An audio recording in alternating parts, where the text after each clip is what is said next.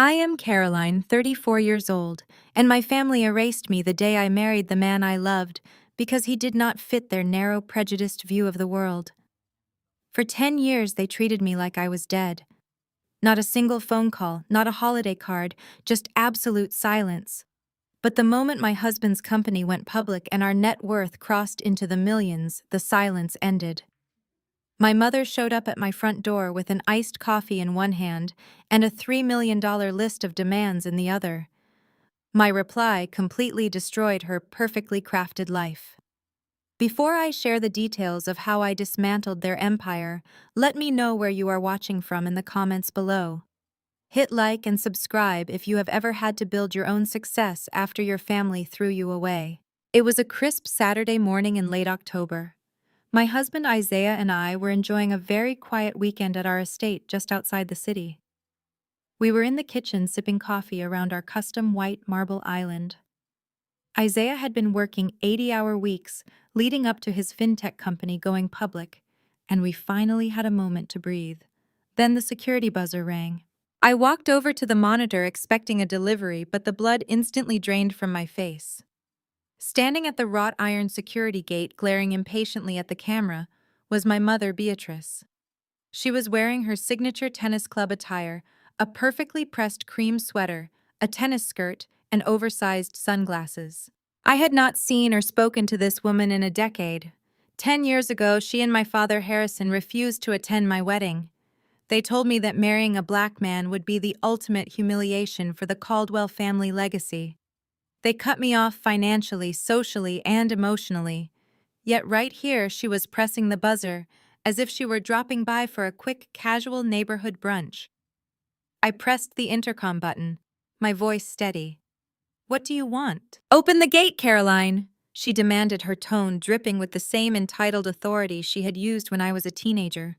"We need to talk. It is about family business." I looked at Isaiah. He did not look angry or intimidated. He just gave me a calm, reassuring nod. We had nothing to fear from her. I pressed the button to open the gates. Less than 2 minutes later, Beatrice marched through our front door. She did not knock. She simply let herself in, holding a green mermaid logo coffee cup in her left hand and a thick manila folder in her right. She stopped in the foyer, pulling down her sunglasses to assess the soaring ceilings and the expensive modern art on the walls. Her eyes darted around, calculating the exact value of everything she saw. She did not offer a greeting. She just walked straight into the kitchen area. Isaiah was standing by the espresso machine, dressed casually in sweatpants and a plain gray t-shirt. My mother looked right at him, her expression hardening with an unmistakable look of disdain. She waved her hand dismissively in his direction. "Could you clear these mugs away and give us some privacy?" she said to him, her voice laced with an ugly, condescending assumption. "I need to speak with my daughter." My jaw clenched. She was standing in a house paid for, largely by the massive success of Isaiah's company, treating the CEO like the hired help simply because of the color of his skin. Isaiah did not raise his voice. He simply picked up his coffee, offered her a devastatingly polite smile, and leaned against the counter. "I think I will stay right here, Beatrice," he said, his voice smooth and commanding. "This is my kitchen, after all." Her face flushed red, but she quickly masked her embarrassment with a scoff, turning her attention solely to me. She threw the manila folder onto the pristine marble island. It landed with a heavy thud. "Your father's real estate firm is facing a temporary cash flow issue," she announced. "Caldwell Enterprises needs a bridge loan to get through the quarter. $3 million should cover the immediate overhead. We expect the wire transfer by Tuesday morning." I stared at the folder, then back at her. "You have not spoken to me in 10 years, I said, keeping my voice dangerously quiet. "You boycotted my wedding. You told the rest of the family I was dead to you. And you dare come into my home, insult my husband, and demand $3 million. "It is not a demand, it is your obligation," she snapped. "We raised you. We paid for your private schools. You owe us for the life we gave you. Besides, everyone knows about the initial public offering of his company." She gestured vaguely toward Isaiah without looking at him. "We know you have the money sitting around. Family helps family, Caroline." I opened the folder. Inside was not just a demand for the business. There was a second page detailing a real estate listing for a luxury penthouse downtown. "What is this?" I asked, pointing to the second page. "That is for your sister Amanda," Beatrice explained. "Her third marriage just fell apart, and the divorce has been hard on her nerves. She needs a fresh start. The penthouse is $2 million. Bundle it with the business wire transfer. Consider it a welcome back gift." The sheer entitlement was staggering. Amanda wanted a $2 million apology gift for a divorce she caused, and Beatrice expected me to foot the bill. They wanted $5 million total, handed over with no questions asked. I reached for the folder, fully prepared to rip it into tiny pieces. But Isaiah gently placed his hand over mine, smiled at my mother, and said his very next words, "We should not be too hasty to dismiss family." "Caroline," Isaiah said smoothly, his voice a perfect baritone of corporate diplomacy. He did not raise his voice. He did not need to. I stared at his hand resting over mine. His skin, a rich dark brown against my pale fingers, grounded me instantly. That contrast, the beautiful reality of our partnership, was the exact reason Beatrice and Harrison had erased me from their lives a decade ago. Looking at my mother now standing in my kitchen with her demanding posture and designer clothes, the memories of our wedding day flooded my mind with absolute clarity. 10 years ago, we sent out 150 invitations to my side of the family. Not a single person RSVP'd, yes. Instead, I received a certified letter from my father's attorney, officially cutting off my trust fund, followed by a deeply venomous phone call from my mother. I remember standing in my tiny rented apartment, holding my cheap cell phone, listening to Beatrice deliver her final verdict on my future. She did not use slurs. People of her social class rarely did. They wrapped their bigotry in the language of elitism and concern.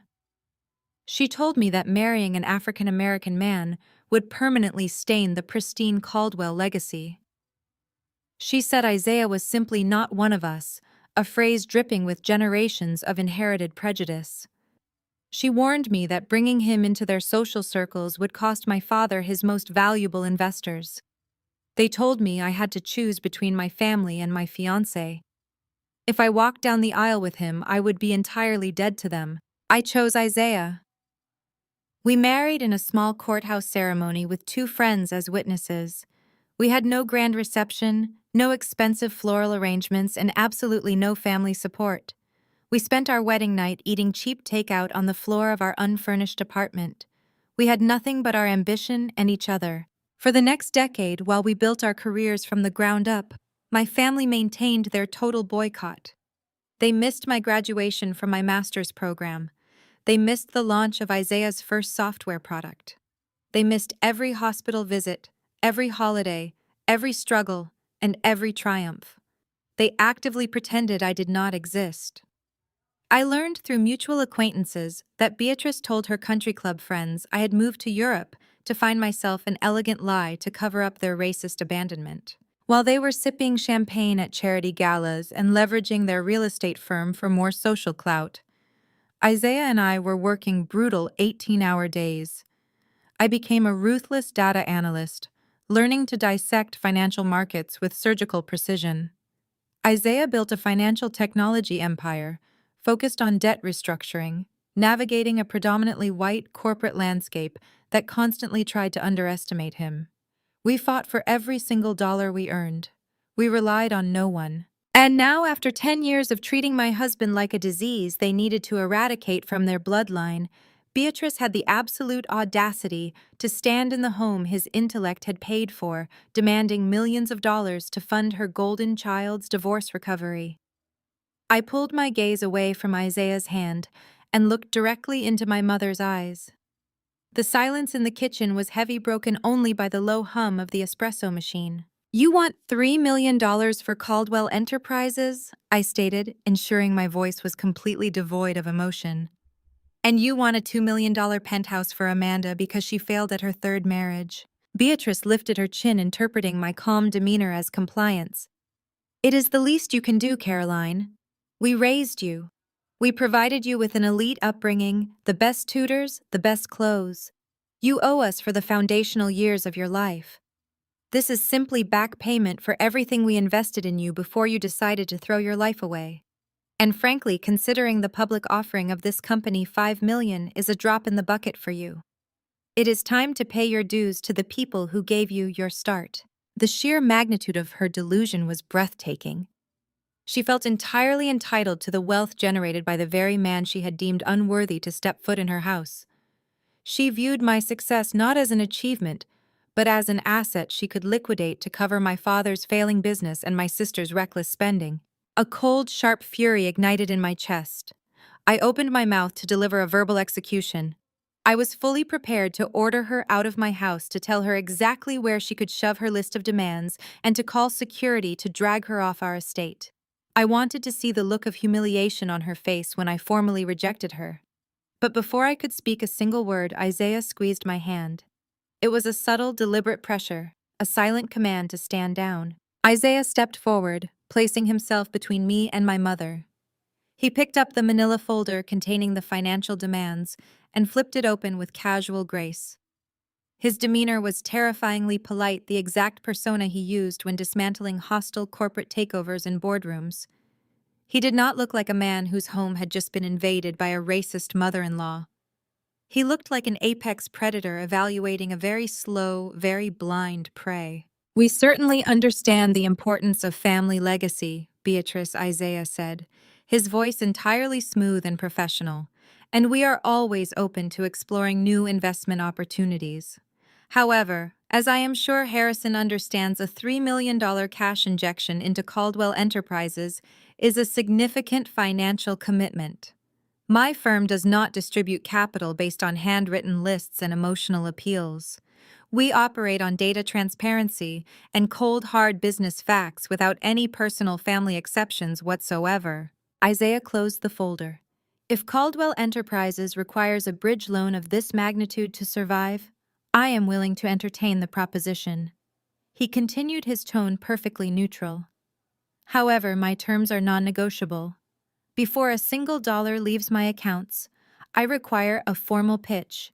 I need to see the complete financial ledger's current debt obligations, asset valuations, and unedited balance sheets for the last 5 fiscal years." Beatrice stared at him, caught off guard by his clinical delivery.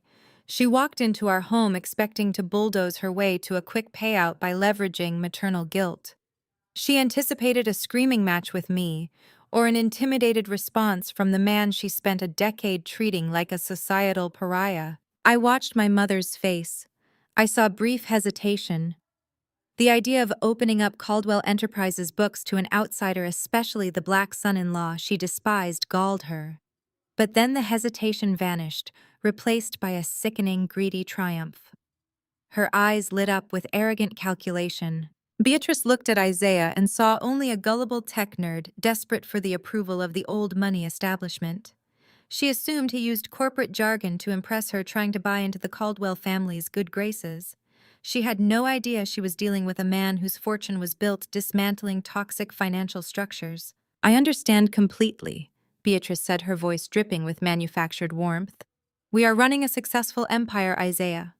A temporary cash flow hiccup is simply part of doing business at our level. Harrison keeps immaculate records. We have nothing to hide." I kept my expression blank, though amusement sparked inside my chest. Harrison Caldwell built his reputation on smoke mirrors and leveraged debt. If his company was begging an estranged daughter for $3 million to survive, their books were undoubtedly a catastrophic wasteland of liabilities. By agreeing to open their ledgers to us, Beatrice handed over the blueprint to their own destruction. "Excellent," Isaiah replied. "I suggest we schedule a formal presentation. Bring Harrison. Bring Amanda, since she is part of this financial package. Let us say tomorrow evening at 7. We will host a dinner here, and we can discuss the restructuring of your family debt over the main course." Beatrice beamed. The prospect of a luxury dinner combined with the delusion of an impending payout was too intoxicating to resist. "Tomorrow at 7 is perfectly acceptable," she announced, walking toward the door. "I will have Harrison gather the paperwork. And Caroline, make sure your catering staff prepares something suitable. Amanda requires a delicate menu." I did not answer. I watched as she marched out, the heavy oak door clicking shut behind her. Silence returned to the foyer, thick and charged with electricity. I stared at the space where she had been standing.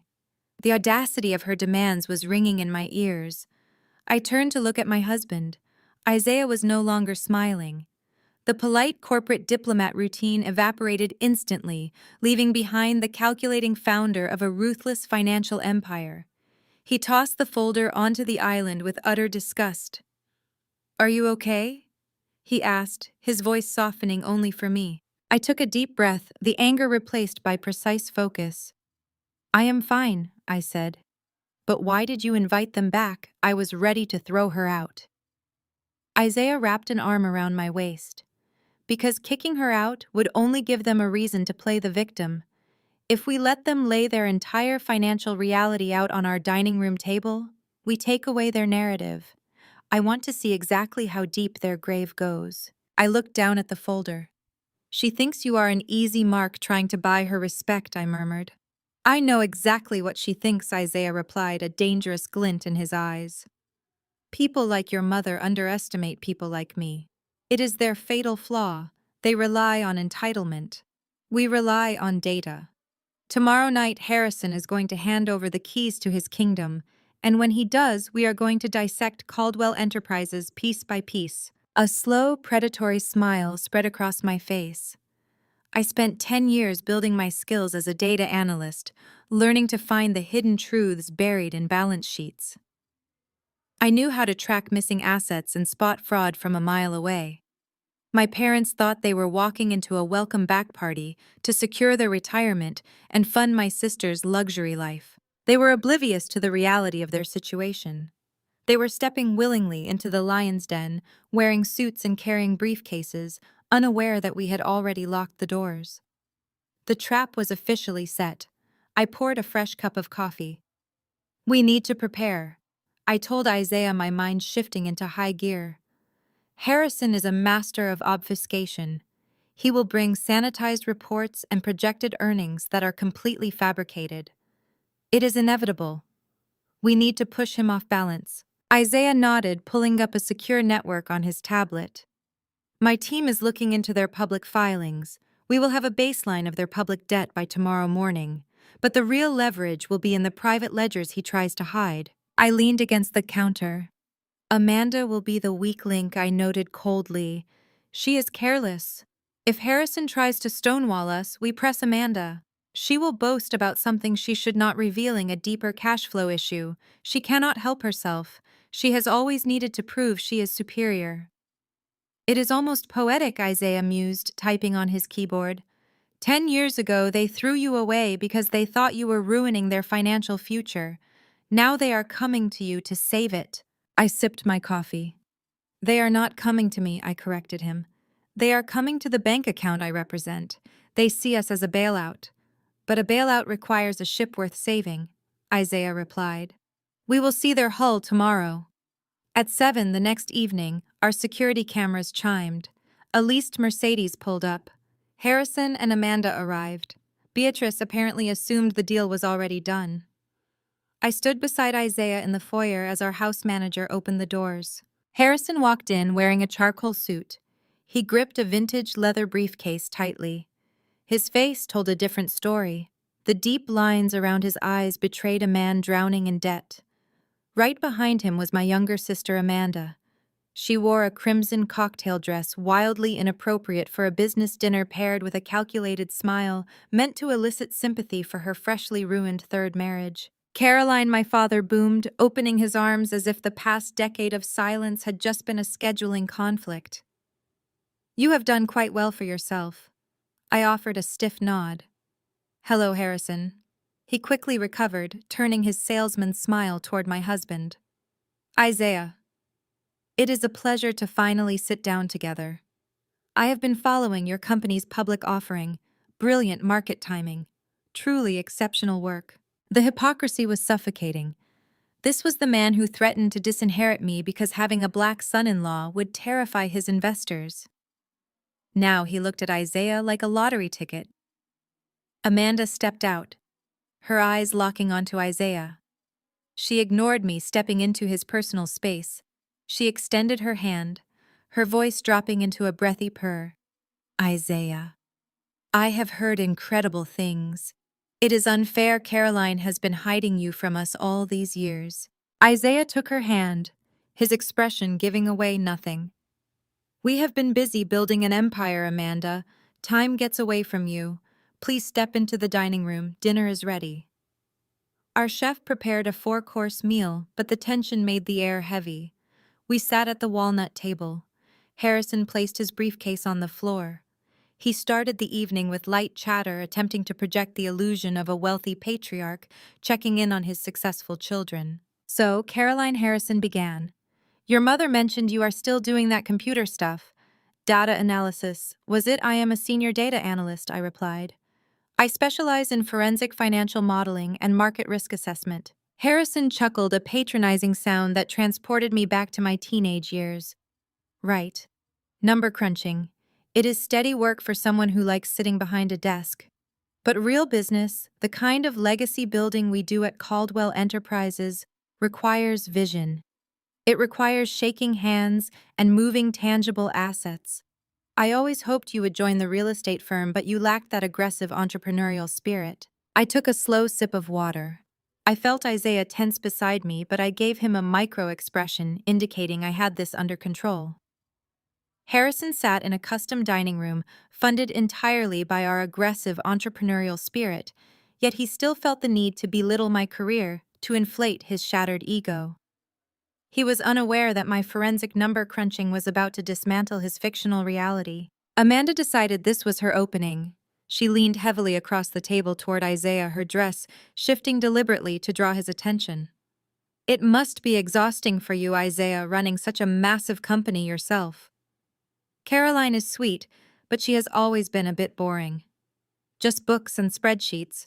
You need a partner who understands the spotlight, someone who knows how to navigate high society and entertain your top-tier investors.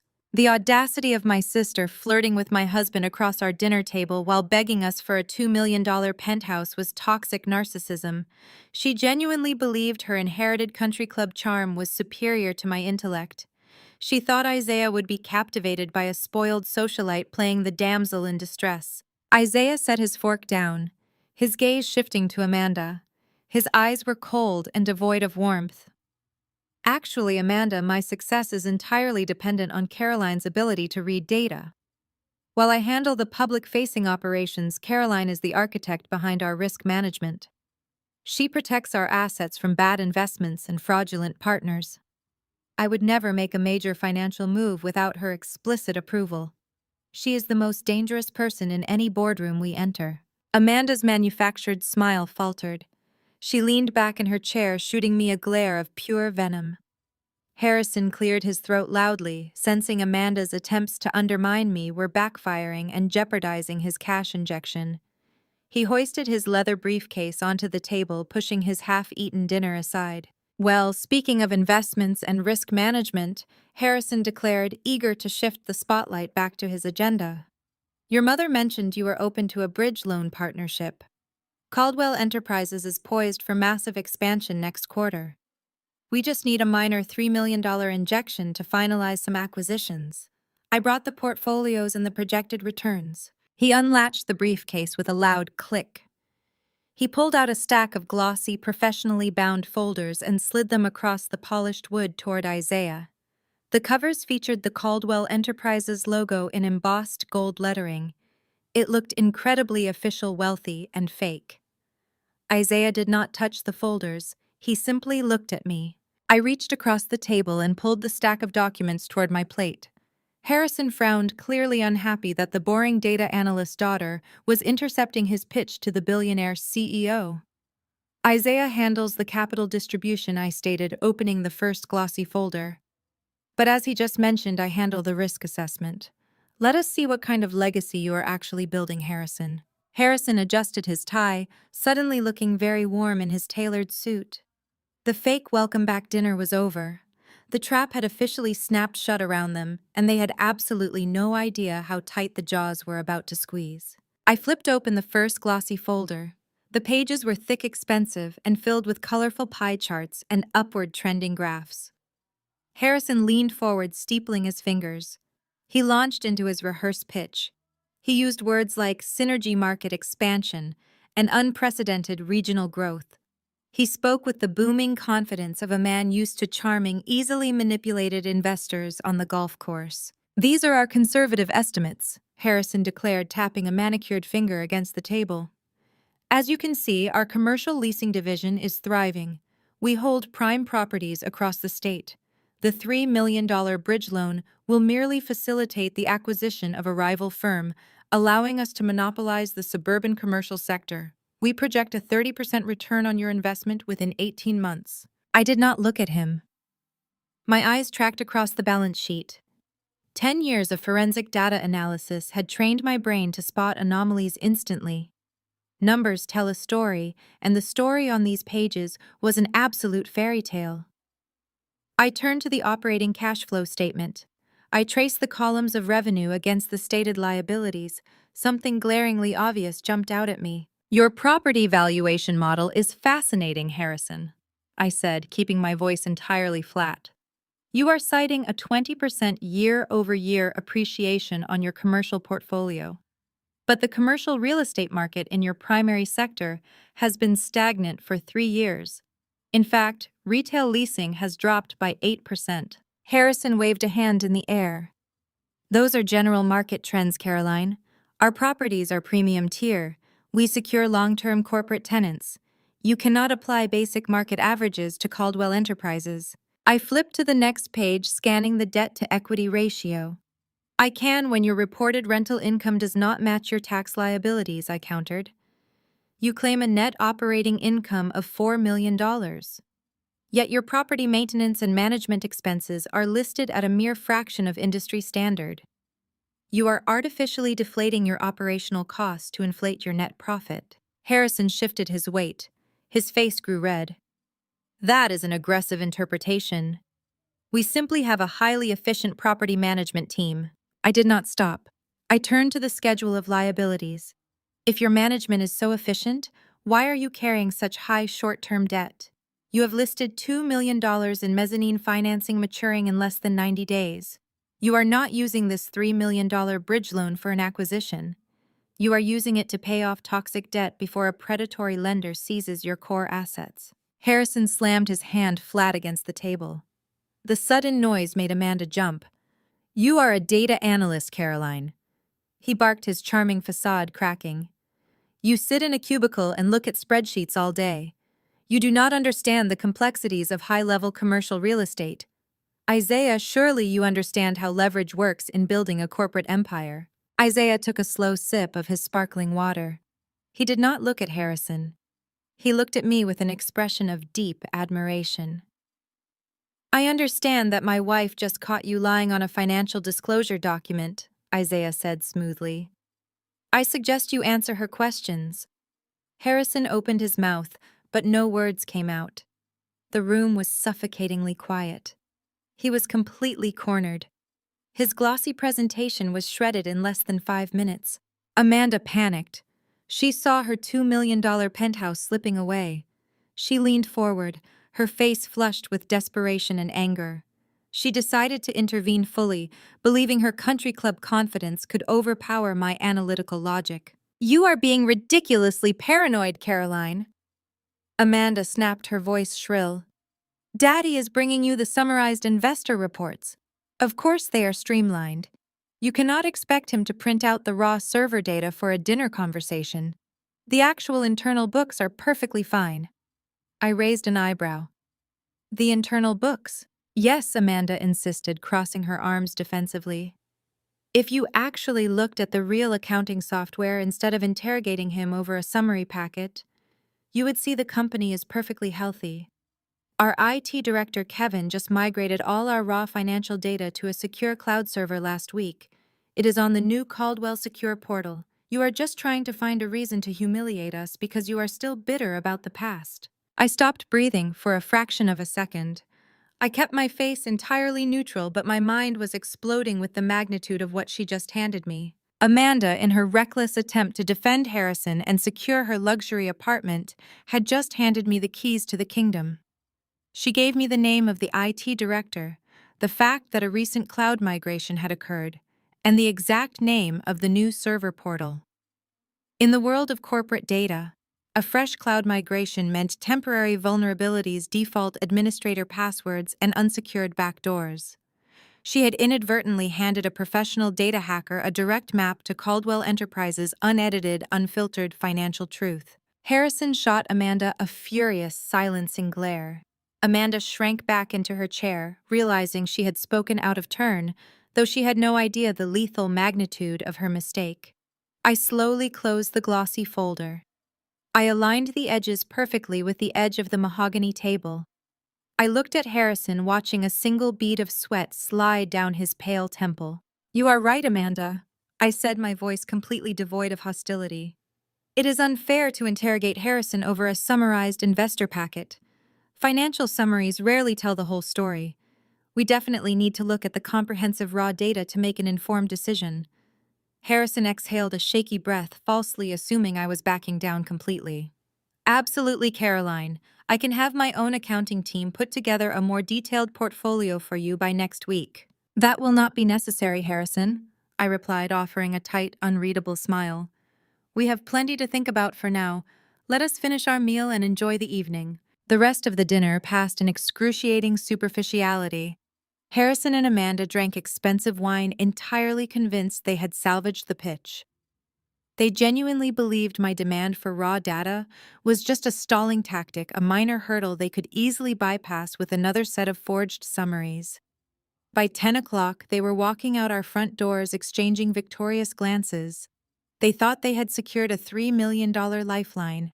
They had no idea they had just handed me the shovel to dig their financial grave. The moment the heavy doors clicked shut, the performance ended. I walked straight past the dining room, down the long corridor, and into my private home office. The room was soundproof, lined with sleek monitors, and a high-powered desktop configured for heavy data lifting. Isaiah followed me quietly, leaning against the doorframe, watching as I booted up the system. "You really think Amanda gave you enough to get in?" he asked, his voice low in the quiet house.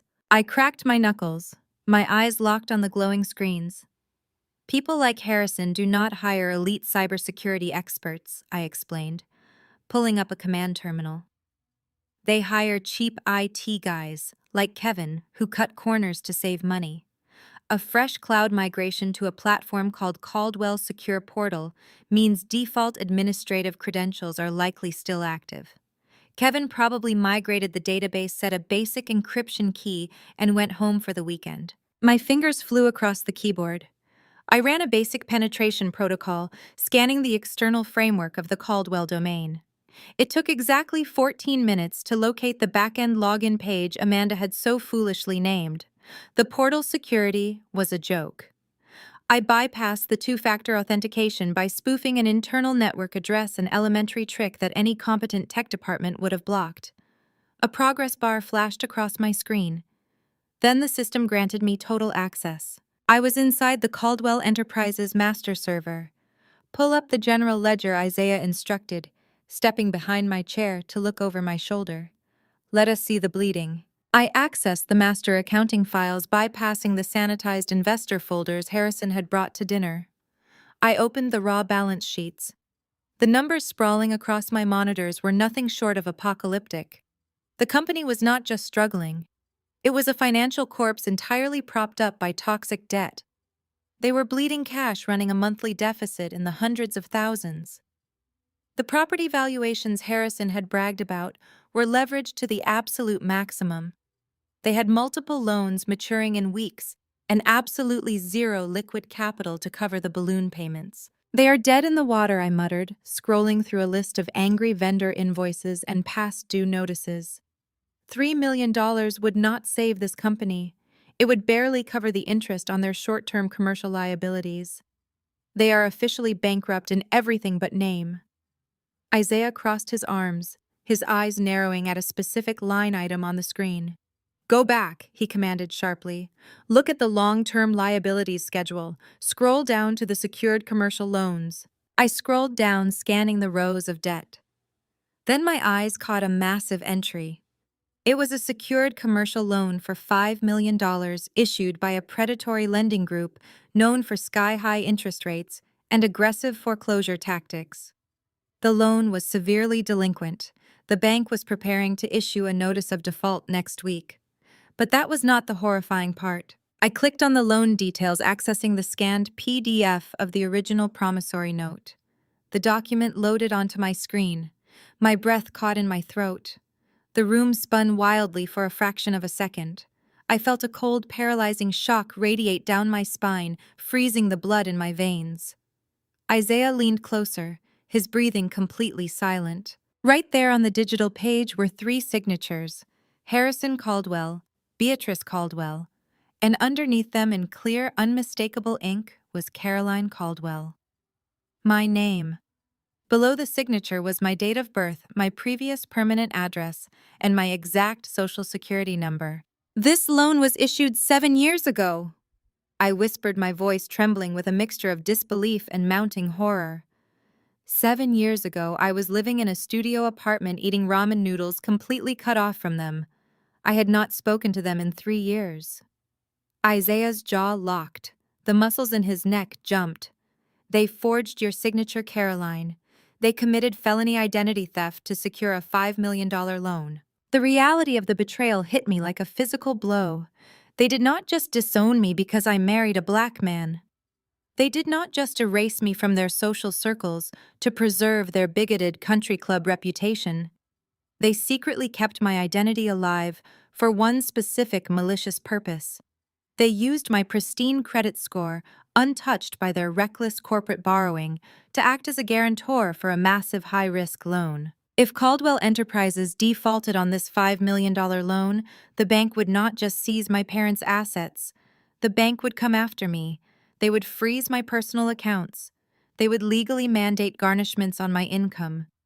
The ensuing financial scandal would hit the press instantly. Beatrice and Harrison knew this. When my mother stood in my kitchen demanding $3 million, she was not asking for a favor.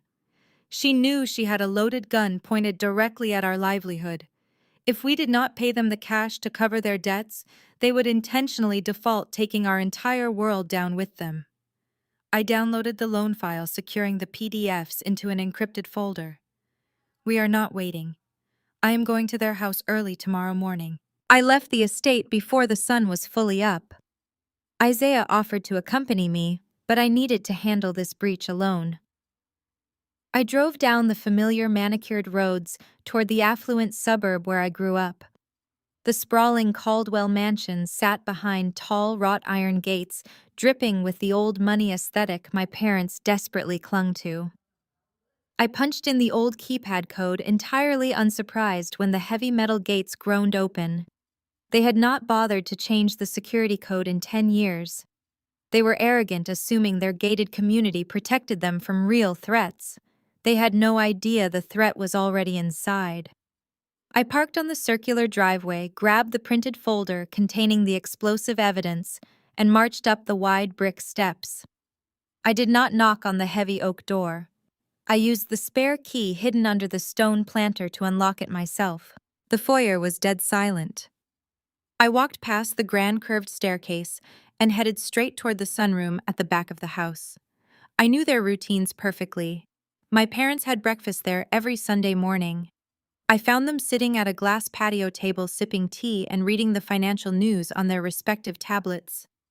Beatrice was wearing an elegant silk robe, and Harrison was dressed in his expensive golf attire. They looked so perfectly composed, so comfortably wrapped in their manufactured wealth and unearned entitlement. Harrison looked up, genuinely startled by my sudden appearance in his private sanctuary. "Caroline?" he said, his voice laced with confusion.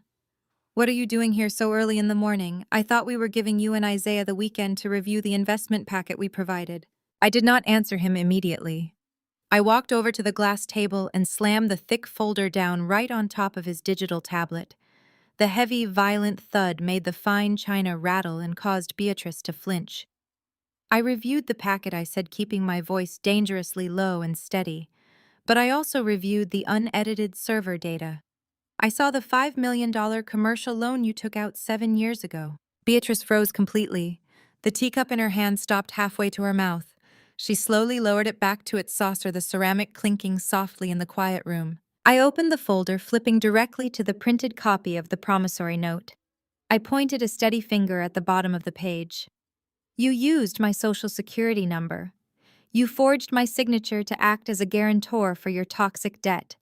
7 years ago, while you were telling everyone in your country club that I was dead to you because of my marriage, you were secretly committing felony identity theft to fund your failing empire. I stood there waiting for the reaction.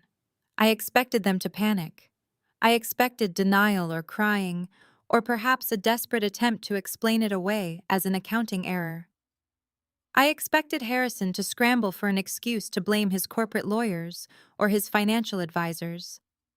I anticipated watching them squirm and beg for forgiveness now that their federal crime was exposed in broad daylight. Instead, Harrison simply leaned back in his wicker chair. He looked down at the printed document bearing my forged signature, then slowly looked up at me. The charming salesman smile he had worn so easily at my dinner table the night before completely vanished. His features hardened into something cold, calculating, and utterly ruthless. Beatrice did not gasp or offer a tearful apology. She calmly picked up her porcelain teacup, took a delicate measured sip, and gracefully crossed her legs as if we were discussing the daily weather. The masks were officially off. There was no more pretending to be the concerned, loving parents trying to rebuild a broken family bond. There was no more fake warmth or polite corporate diplomacy. The cheerful illusions they projected to the world evaporated instantly. There was only absolute cold-blooded malice, staring right back at me. You always were way too smart for your own good, Caroline Harrison stated. His voice was completely devoid of warmth or parental affection. You left us no choice. When you decided to marry that man and ruin our social standing, prominent investors backed out of our projects. We lost a significant amount of capital because of your selfish, defiant choices. Your pristine credit score was the absolute only asset you had left to offer this family. We simply utilized it to stabilize the company and our lives. You stole my identity! I fired back, my hands curling into tight fists at my sides. You chained my financial future to a $5 million anchor without my knowledge. You committed a federal crime. Beatrice sneered, looking at me with pure, unfiltered disgust. You owed us that money, Caroline. We gave you everything you ever wanted. We provided a flawless upbringing, and you threw it all away on a disgraceful marriage that humiliated us in front of our peers. You should be thanking us for not suing you for the total cost of your childhood. We used your signature because it was the only logical way to save the legacy you so recklessly tried to destroy. It was a basic business decision, nothing more, so grow up. I stared at the two people who had brought me into this world. They felt absolutely no remorse for their actions. They viewed my identity as mere corporate collateral, a convenient tool to be exploited to maintain their lavish lifestyle and social status. They were not sorry they committed fraud. They were only annoyed that I had uncovered it so quickly. The utter lack of humanity in their eyes extinguished any lingering hesitation I had left in my soul. They were not my parents. They were hostile financial adversaries who had actively tried to destroy my husband and me, and I was going to ruin them. Beatrice sets her teacup down completely now. The porcelain rings sharply against the glass tabletop, a crisp sound that shatters whatever illusion of family remained in this sunroom. She stands up, smoothing the front of her expensive silk robe, and walks toward the large bay windows overlooking their pristine, heavily mortgaged swimming pool. She does not look like a woman caught committing a federal crime. She looks like a predator who has successfully cornered her prey. The sheer audacity of her composure makes my blood run cold. She turns back to face me, a chilling smile stretching across her perfectly maintained face. You think you have us cornered, Caroline? Beatrice states, her voice echoing with absolute supremacy. You think finding that piece of paper gives you leverage over Caldwell Enterprises? You are so naive. You have spent too much time hiding behind your computer screens, crunching numbers and analyzing data sets. You do not understand how real power operates in the real world. Let me explain your current reality to you. We are not paying back that $5 million commercial loan. In fact, Harrison and I have officially decided to default on the entire balance by the end of next week. My breath catches in my throat. I stare at her, my mind racing through the financial implications. If they default, the predatory lending group will immediately initiate foreclosure proceedings. They will seize every asset tied to the loan. And because my name is forged as a primary guarantor, the bank will automatically come after my personal accounts, my investments, and my husband's assets. The credit destruction will be instantaneous and catastrophic. Harrison chuckles darkly from his wicker chair, clearly enjoying the look of dawning realization on my face. He leans forward, resting his elbows on his knees. "You see the beauty of the situation now," Harrison interjects smoothly. "If we go down, you go down with us. The moment that notice of default is filed, your pristine financial reputation is obliterated. You will be legally entangled in a massive corporate bankruptcy. Your assets will be frozen. But that is not even the best part. The best part is the public spectacle this will create for your beloved husband. Isaiah is preparing to take his financial technology company public. An initial public offering requires absolute spotless transparency and impeccable leadership credibility from everyone involved." Beatrice walks back to the table and leans over it, bringing her face inches from mine. Her eyes are filled with pure calculated malice. "Imagine the headlines, Caroline," she whispers, enunciating every single syllable. "A high-profile black executive attempting to launch $1 billion financial empire has a wife caught in a $5 million debt default. The media will absolutely devour him. Wall Street investors will panic. They will pull their capital faster than you can blink. His board of directors will demand his resignation to protect the company. You will destroy his entire life." I stand completely paralyzed. The threat is not just a financial maneuver, it is a targeted, racialized assassination of Isaiah's character and career.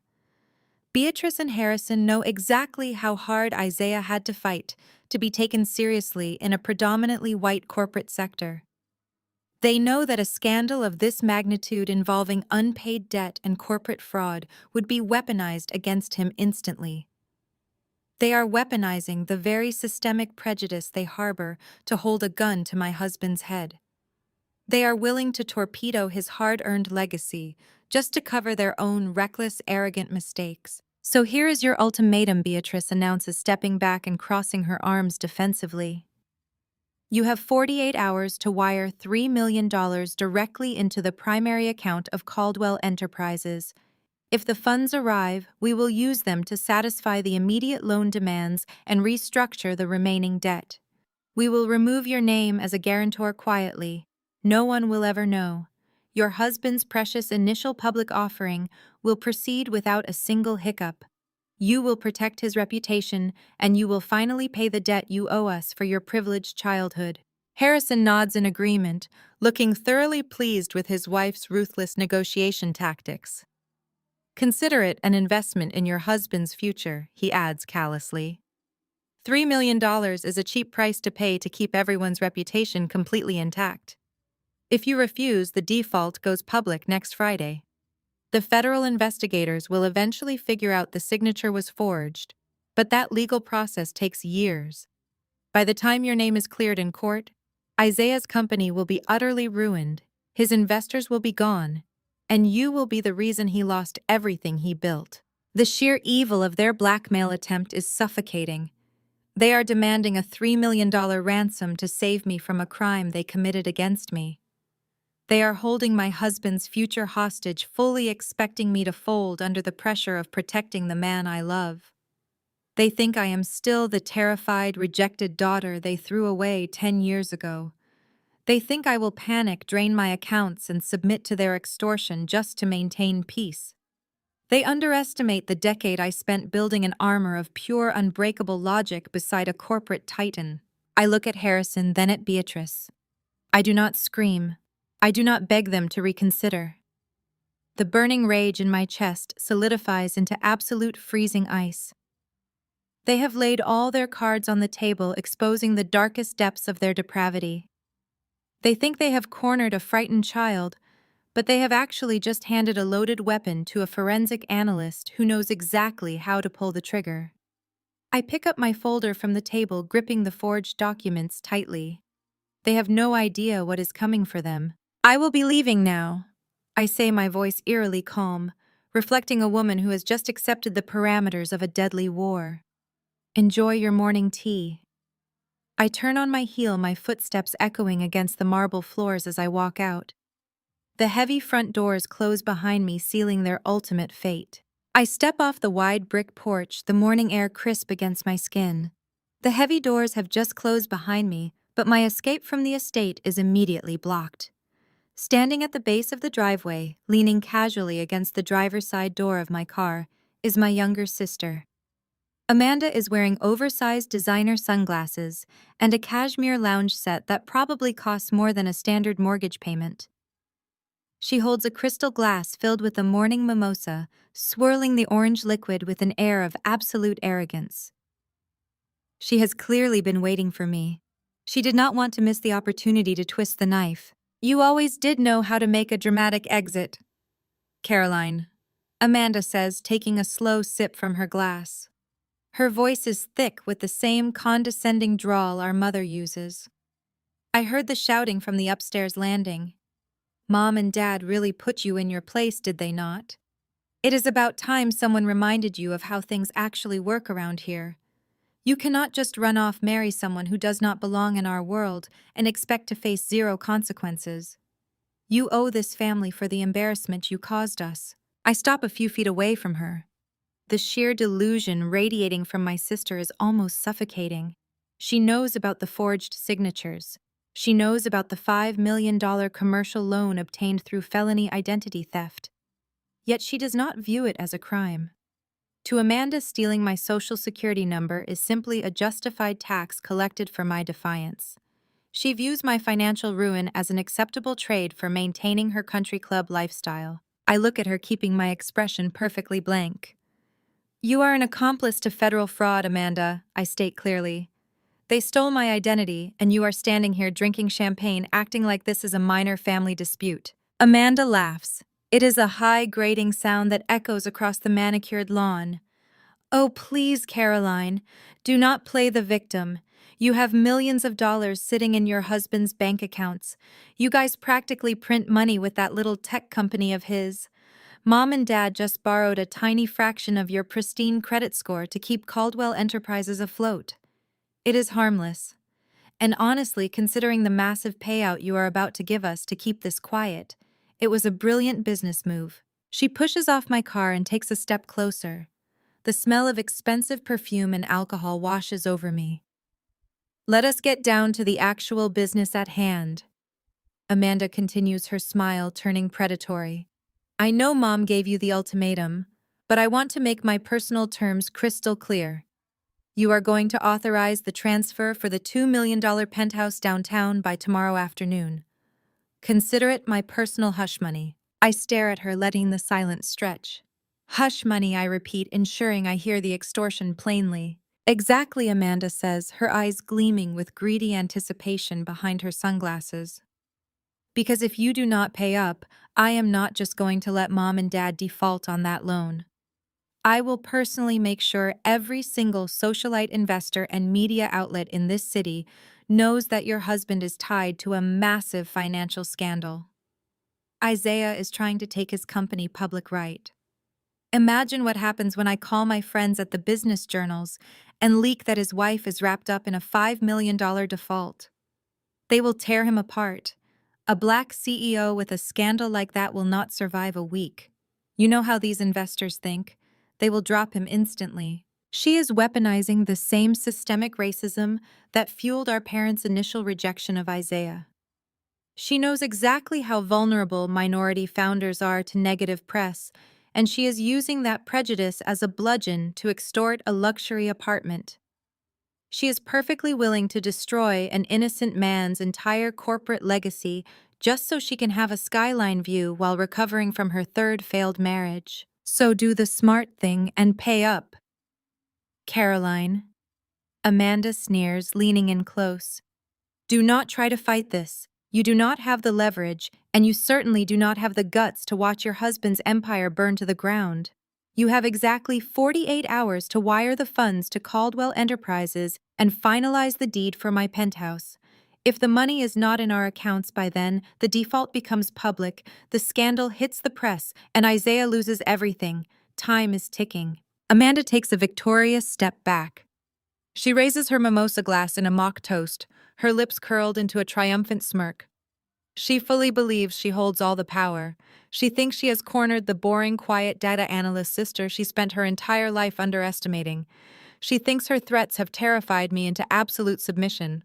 I do not scream. I do not beg her to reconsider. I do not point out the sheer insanity of threatening a forensic financial analyst and a debt restructuring titan. I simply look at her absorbing the full extent of her complicity. She is not just a spoiled beneficiary of my parents' crimes. She is an active participant in this extortion. She has firmly cemented herself to their sinking ship. I reach for the heavy door handle of my car. "Enjoy your morning drink, Amanda," I say softly to her. I open the car door and slide into the driver's seat. I start the engine, the powerful hum of the motor drowning out whatever smug remarks she attempts to throw back at me. I put the car in gear and drive down the long, sweeping driveway.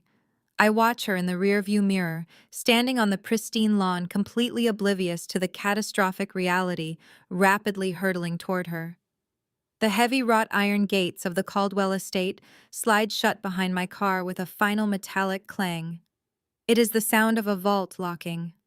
I merge onto the tree-lined suburban street, gripping the leather steering wheel. Any normal person who just discovered their family committed felony identity theft against them, followed immediately by a brutal extortion attempt, would likely pull over and collapse. A normal daughter would weep, hyperventilate, or scream at the betrayal. I do none of those things. The girl who once cried over their rejection died 10 years ago. The woman sitting in this car is a seasoned forensic data analyst who has spent a decade swimming with corporate sharks. I do not feel sorrow. I do not feel heartbreak. I feel an absolute freezing shift into clinical logic. The emotional cortex of my brain shuts down completely, replaced by the ruthlessly efficient processing power of a Wall Street tactician. My parents and my sister just made the greatest miscalculation of their pathetic lives. They assumed my silence in that sunroom was submission.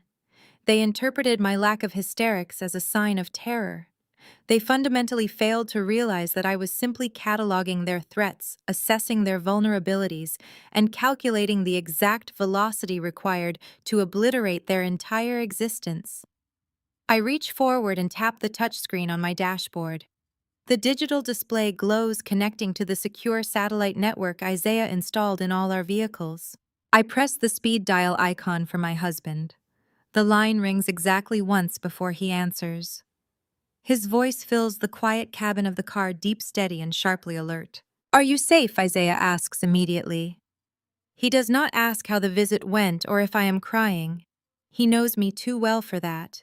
He hears the quiet rhythm of my breathing and understands the battle lines have been officially drawn. "I am perfectly safe," I reply, keeping my eyes fixed on the road ahead, but they are completely unhinged. Harrison and Beatrice admitted to the identity theft. They confirmed the forged signatures on the $5 million commercial loan. But instead of begging for mercy, they escalated. They are threatening to intentionally default on the entire balance by the end of next week. Isaiah remains silent on the other end of the line, absorbing the data. I continue delivering the facts with cold precision. They know my name is tied to the debt. They plan to use the impending foreclosure to drag my credit into the gutter. Beatrice explicitly threatened to weaponize the default to destroy your initial public offering. She wants to leak the scandal to the press, framing you as a fraudulent CEO with a financially ruined wife. Amanda was waiting in the driveway to demand a $2 million penthouse as her personal hush money. They gave us exactly 48 hours to wire a total of $5 million into their accounts to stop the default. A low, dangerous chuckle rumbles through the car speakers. Isaiah is not intimidated by their extortion. He is amused by their sheer suicidal arrogance. 48 hours he repeats the amusement, fading into a tone of absolute corporate lethargy. They really think they can extort a financial technology firm poised for a $1 billion market debut. They are relying on my love for you to force my hand, I tell him. They expect us to panic and pay the ransom to protect your legacy, Isaiah. I need you to listen to me very carefully. I take a slow, measured breath, letting the final shreds of my biological family ties dissolve into the cold morning air. Activate Plan B. Consider it activated. Isaiah responds, his voice shifting into the authoritative cadence of a chief executive officer preparing for a hostile takeover. I am mobilizing the legal and financial teams right now. Get back to the estate, Caroline. We have a corporate execution to orchestrate. I end the call. The gears of legal and financial destruction are officially set into motion. I press down on the accelerator, the engine roaring as I merge onto the highway leading back to the city.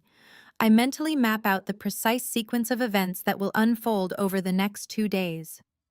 Harrison Caldwell thinks his impending loan default is his ultimate leverage. He thinks the predatory bank holding his note will simply follow standard foreclosure protocols, giving him enough time to bleed us dry. He does not understand the aggressive shadow maneuvers available to the ultra-wealthy. We are not going to wait for his bank to issue a public notice of default. We are going to buy the bank out entirely. I navigate the morning traffic with laser focus. My parents built their entire identity on the illusion of superiority, wielding their country club status like a shield. They believed their whiteness, their gated community, and their inherited arrogance made them untouchable. They looked at my black husband and saw an easy target. They looked at me and saw a weak, compliant child. They are about to learn a devastating lesson in modern financial warfare. By the time the 48-hour deadline expires, we will not just expose their fraud. We will own every single asset they possess.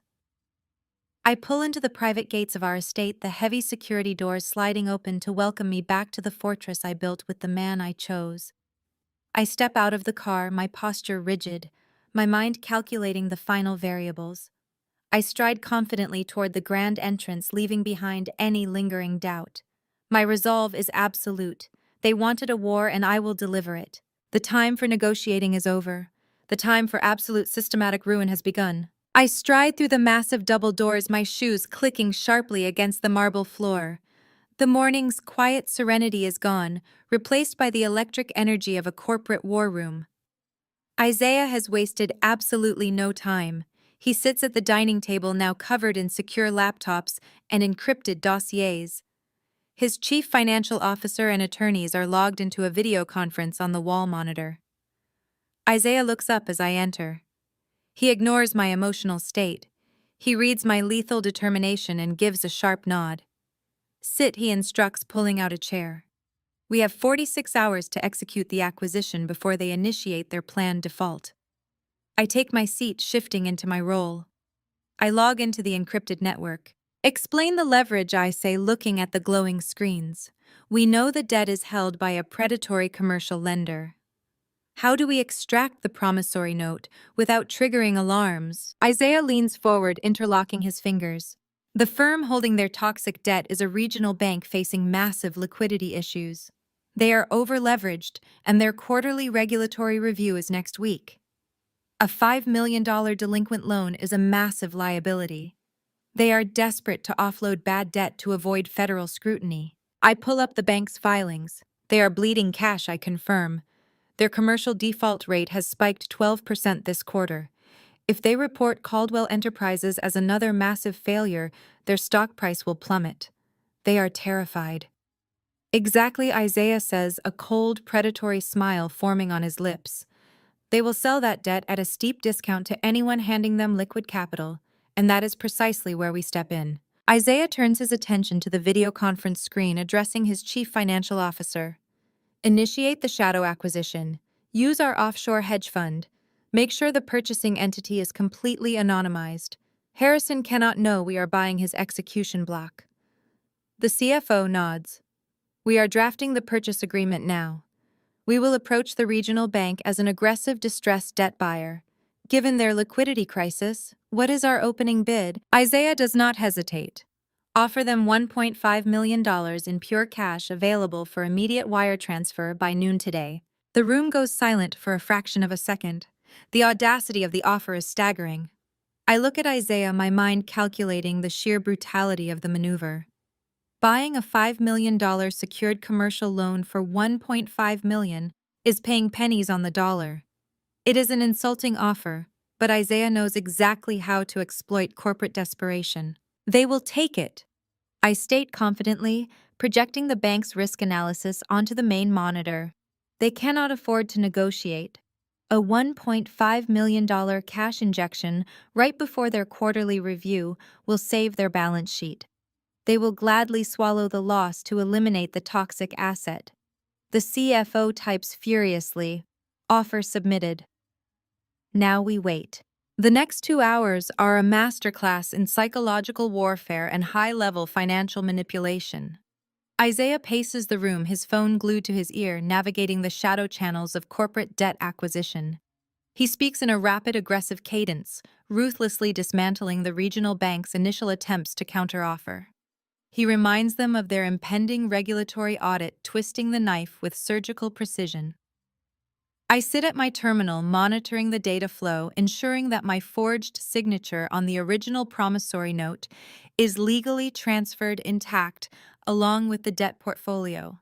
If we own the debt, we own the forgery, meaning Harrison and Beatrice can no longer weaponize my identity against me. At precisely 11:14 in the morning, the CFO's voice crackles through the video conference speakers. We have a binding agreement. The regional bank has accepted the $1.5 million cash offer. The electronic transfer is complete.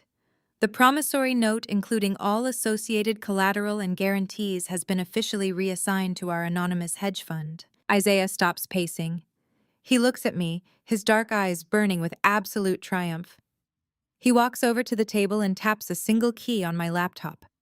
A heavily encrypted PDF file downloads onto my screen. It is the official legal transfer of the $5 million Caldwell Enterprises debt. I stare at the document. The implications are earth-shattering.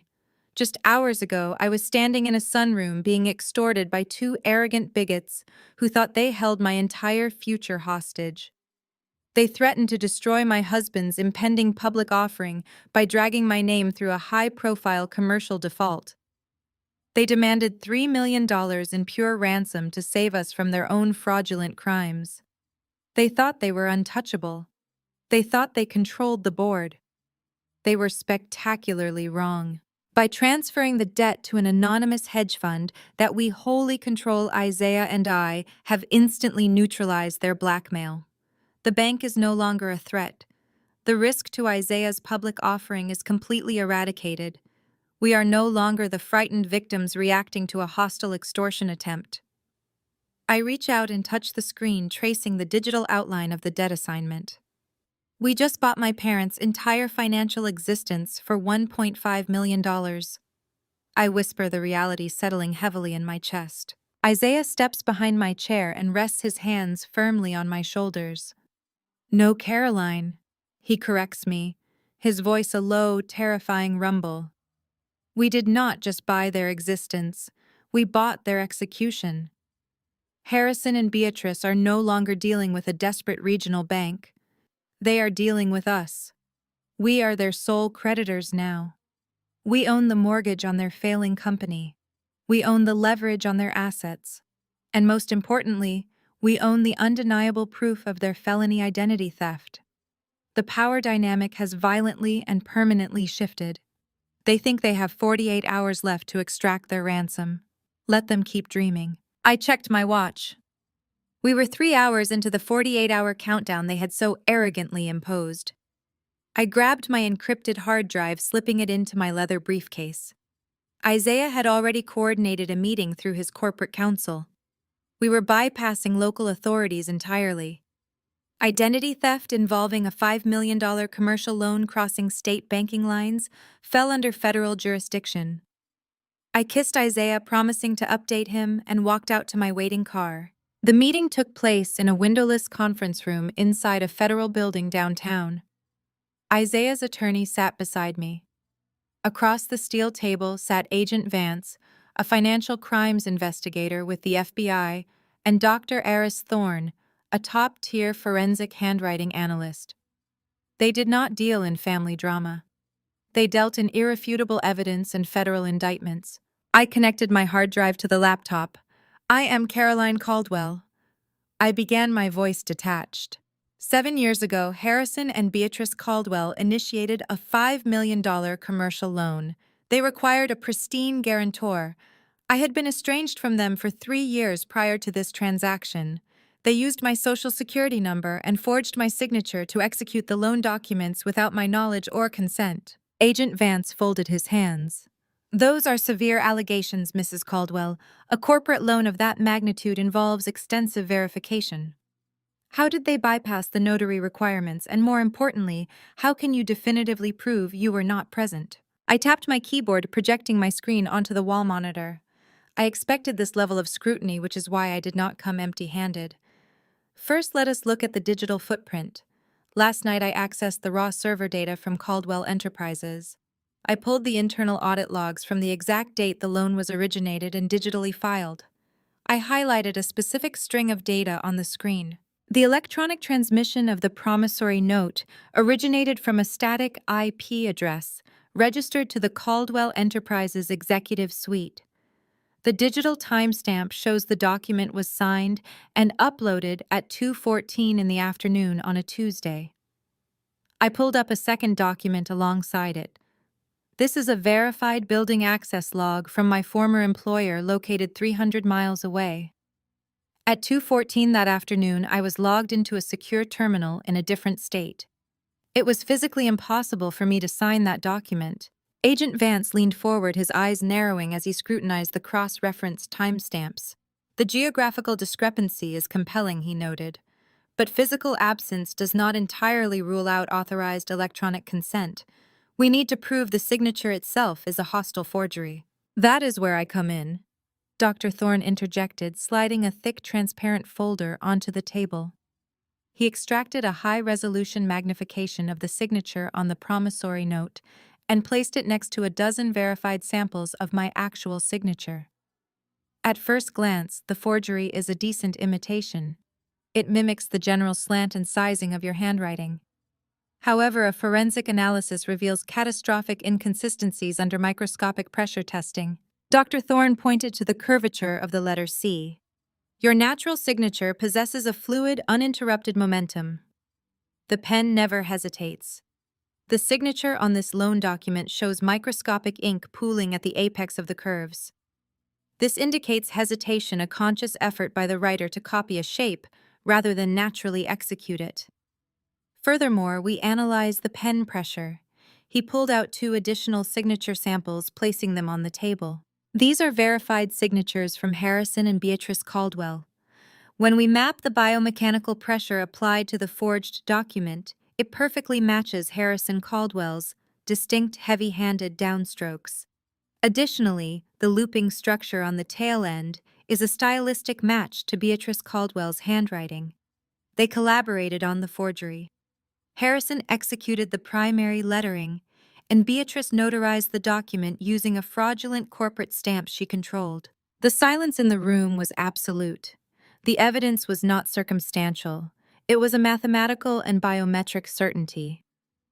My parents had left a glaring, undeniable trail of fraud. Agent Vance reviewed the forensic report, his expression hardening into professional resolve. The combination of the geographic digital timestamps and the biometric handwriting analysis provides us with airtight probable cause. This is a textbook case of aggravated identity theft, wire fraud, and conspiracy to commit bank fraud. Isaiah's attorney leaned forward, interlacing his fingers. How quickly can we secure an indictment, Agent Vance? My client is currently being extorted by the suspects. They have threatened to intentionally default on this fraudulent loan by the end of the week to deliberately trigger a financial scandal aimed at destroying her husband's impending corporate public offering. Agent Vance's jaw tightened at the mention of the extortion. He pulled a fresh legal pad toward him. Wire fraud carrying a multi-million-dollar liability gets priority tracking. I will take this directly to the United States Attorney this afternoon. Given the flight risk and the ongoing extortion attempt, we can fast-track a sealed indictment. We will have federal arrest warrants signed by a judge within 24 hours. I looked at the digital clock. We were now 6 hours into their 48-hour ultimatum. Harrison and Beatrice were likely sitting in their sunroom completely convinced they had trapped me. They were measuring the drapes for Amanda's extortion penthouse, oblivious to the fact that I had just handed a federal investigator the exact coordinates to drop a tactical strike on their entire lives. We will coordinate the execution of the warrants with your timeline. Agent Vance told me, his tone conveying a deep, unspoken respect for the arsenal of evidence I had meticulously assembled. When do you want us to move in? I closed my laptop, the screen going black. They are hosting a corporate gala tomorrow night to celebrate their supposed financial rescue. I said, my voice as cold and sharp as cracked ice. I want you to walk through the front doors of the Ritz-Carlton, right in the middle of Harrison Caldwell's keynote speech. Let him feel exactly what it is like to lose his reputation, his freedom, and his empire, all at the exact same moment. I stood up, shaking hands with the 3 men in the room. I walked out of the federal building and stepped out into the bright, blinding sunlight of the beautiful city. I was now fully armed. The trap was finally set. The clock was ticking and absolute devastation was rapidly coming for them. I settled into the ergonomic chair behind my desk and brought my dual monitors back to life. Isaiah walked into the room carrying 2 large glasses of iced water. He handed me one and leaned gently against the edge of the desk, crossing his strong arms. We had 24 hours left before the deadline they had so arrogantly imposed on us expired. In the world of high finance, a 24-hour window was an absolute eternity, but for my family it was simply a countdown to their own execution. I opened my secure browser and navigated to my secondary monitor. While the federal investigators were busy drafting the sealed indictments and coordinating the arrest warrants, I decided to run a basic digital surveillance protocol on my family. If they were truly convinced their blackmail scheme was successful, I knew exactly how they would behave. They lacked discipline. They lacked impulse control. The Caldwell family operated on the toxic belief that looking wealthy was far more important than actually being wealthy. I typed Amanda's handle into the social media tracking software I used for market sentiment analysis. The results populated instantly, flooding my screen with high-resolution photos and live video streams. Amanda was not hiding in shame after participating in a federal extortion plot. She was celebrating. My sister was live streaming from the showroom floor of an exclusive imported auto dealership downtown. She was wearing designer sunglasses indoors, panning her phone camera across the sleek hood of a custom white Bentley Continental. Her voice echoed through my office speakers, high-pitched and dripping with unearned superiority. She told her followers that she was treating herself to a post-divorce upgrade. She proudly patted the leather interior of the vehicle, announcing that her new downtown penthouse required a car that perfectly matched its aesthetic. I watched in absolute silence as Amanda signed a lease agreement on camera. She was using her maximum credit allowance to secure the vehicle, entirely banking on the $2 million hush money she demanded from me. She genuinely believed the wire transfer would clear by tomorrow afternoon. She was digging a financial grave so deep she would never climb out of it, and she was broadcasting her own burial to the entire internet. Isaiah watched the screen, shaking his head in mild disgust. The hubris is staggering, he noted, his voice extremely quiet. She is spending phantom capital. When our hedge fund freezes Caldwell Enterprises' assets tomorrow night, that dealership will repossess the vehicle before she even figures out how to program the navigation system. I closed the video stream and pulled up a completely different dataset. Amanda is not the only one spending phantom capital, I replied, accessing the public event registry for the most elite country club in the state. Beatrice has been busy today as well. I highlighted a newly registered event on the screen. My mother had just booked the grand ballroom at the Ritz-Carlton for tomorrow evening. The event title was registered as the Caldwell Enterprises Expansion Gala. She had ordered premium catering, top-tier champagne, and a live orchestra. The massive deposit alone would have maxed out whatever remaining credit Harrison had left on his corporate cards. Beatrice was throwing a massive, ostentatious party to celebrate the company's bright future. She had invited hundreds of wealthy socialites, local politicians, and potential investors. She wanted to stand on a stage and announce that Caldwell Enterprises had secured a massive new influx of capital from an anonymous benefactor, completely masking the fact that she was extorting her own daughter to cover up a felony. "They are doubling down on the illusion," I explained, leaning back in my leather chair. "Beatrice wants to look invincible. She thinks that by hosting this gala, she is proving to the elite circles that Harrison has successfully navigated the market downturn. She is constructing a grand pedestal for herself, completely oblivious to the fact that we have already sawed the legs off of it." Isaiah chuckled a dark, resonant sound.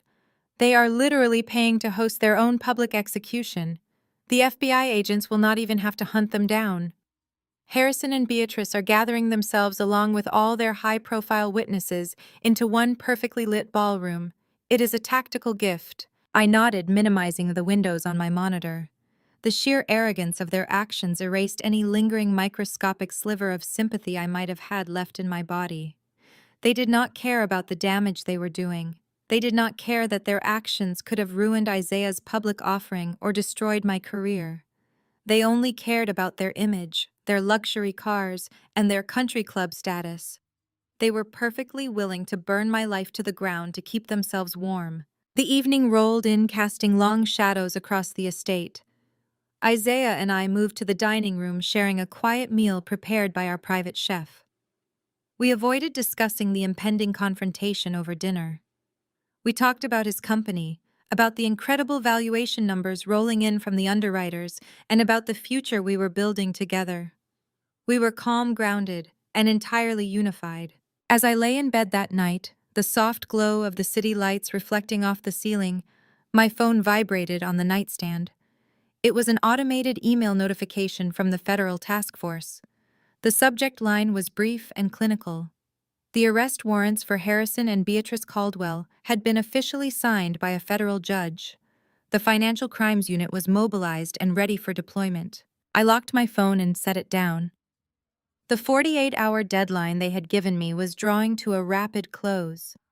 Tomorrow, they would wake up believing they were the kings and queens of the city. They would dress in their finest evening wear, put on their most arrogant smiles, and walk into that ballroom expecting to receive a $3 million ransom. They would stand in front of their wealthy peers completely convinced of their own supremacy. I closed my eyes, a sense of absolute tranquility washing over me. Tomorrow night, the Caldwell legacy would end, not with a quiet whimper in a courtroom, but with a catastrophic, deafening crash on the grandest stage they could possibly afford. I drifted off to sleep under the protective roof of the empire my husband built, ready to watch my family fall. Section exactly 1,000 words. The lobby of the Ritz-Carlton was a cathedral of marble and gold leaf filled with the soft clinking of champagne flutes and the hum of orchestrated social ambition. The gala was an invitation-only affair packed with the city's most influential real estate developers and local politicians. At the center of this gathering stood Beatrice and Harrison. They were radiant in their performance. Harrison wore a tuxedo tailored to perfection, his hand gripping the podium with the confidence of a man who believed he had just secured his salvation. Beatrice greeted guests with a practiced, elegant poise, her laughter ringing out across the ballroom as she whispered to a board member about the bright future awaiting Caldwell Enterprises. They had every reason to believe they were untouchable. According to their calculation, my silence had been purchased. They had no idea that while they were busy selecting the expensive floral arrangements for this ballroom, their entire legal and financial reality had been dismantled. I watched them from the back of the room, standing beside Isaiah. I wore a backless midnight blue silk gown, my hair styled in an effortless, sophisticated wave.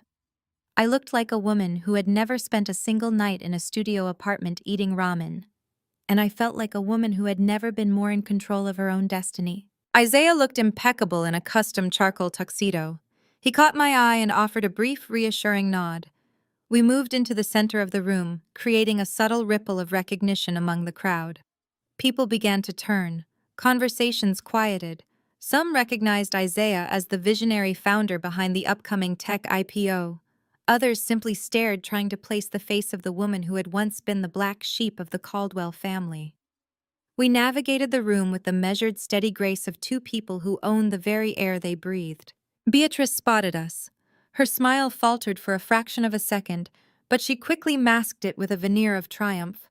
She likely assumed we were here to hand over the wire transfer confirmation, perhaps hoping for a quiet, private moment before she climbed onto the podium.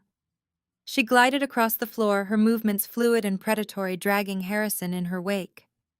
Amanda followed closely, her expression a mix of smug relief and simmering resentment. "You actually showed up," Beatrice said, her voice loud enough for the board members nearby to hear. "I assume you have finally done the smart thing, Caroline. You look lovely, by the way. Very sophisticated for someone who prefers sitting behind a computer screen." I met her gaze. "I am here to witness the conclusion of this evening, Beatrice." Harrison looked at his watch, his impatience leaking through his composed exterior.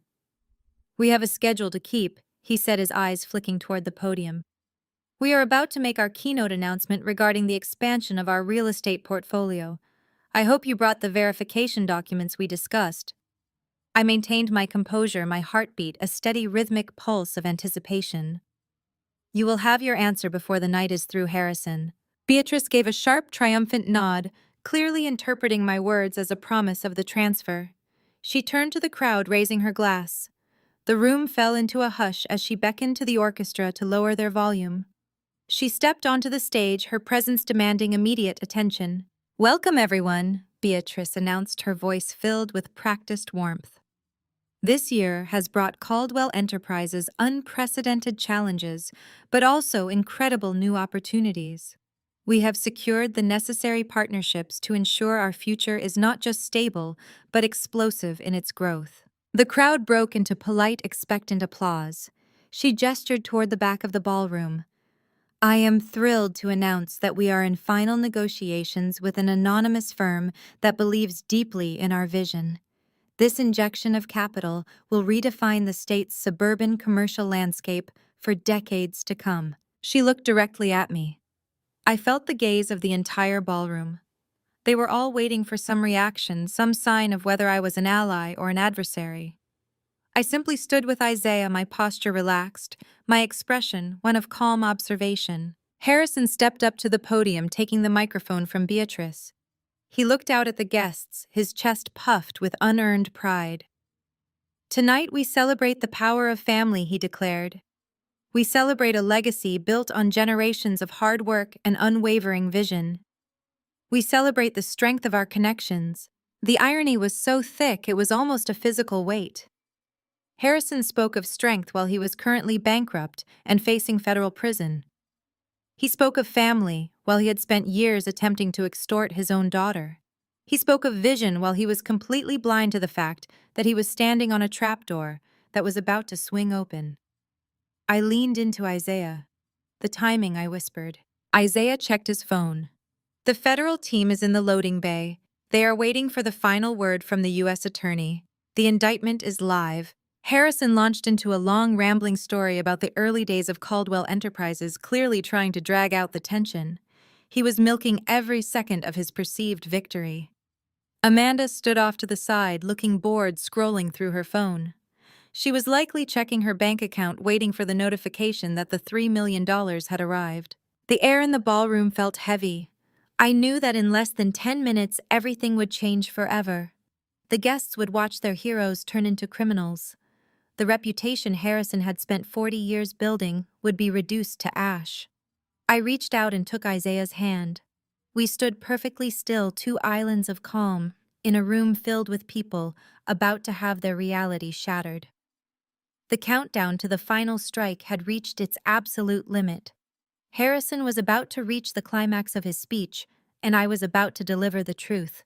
Section exactly 1,000 words. Harrison adjusted the microphone, his voice booming with forced charisma that filled every corner of the Ritz-Carlton ballroom. He looked like the triumphant king of his own deluded domain.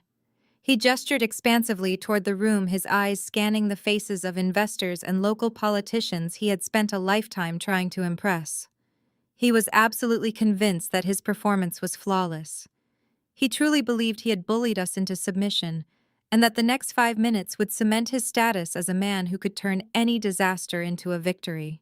He turned toward Isaiah and me, his smile wide and teeth bright under the stage lights. As I look out at this room, I am reminded that the heart of Caldwell Enterprises has always been its people.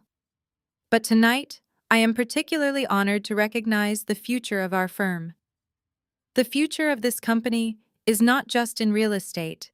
It is in the groundbreaking innovations being led by the next generation. My skin crawled as he began to weave his web of lies.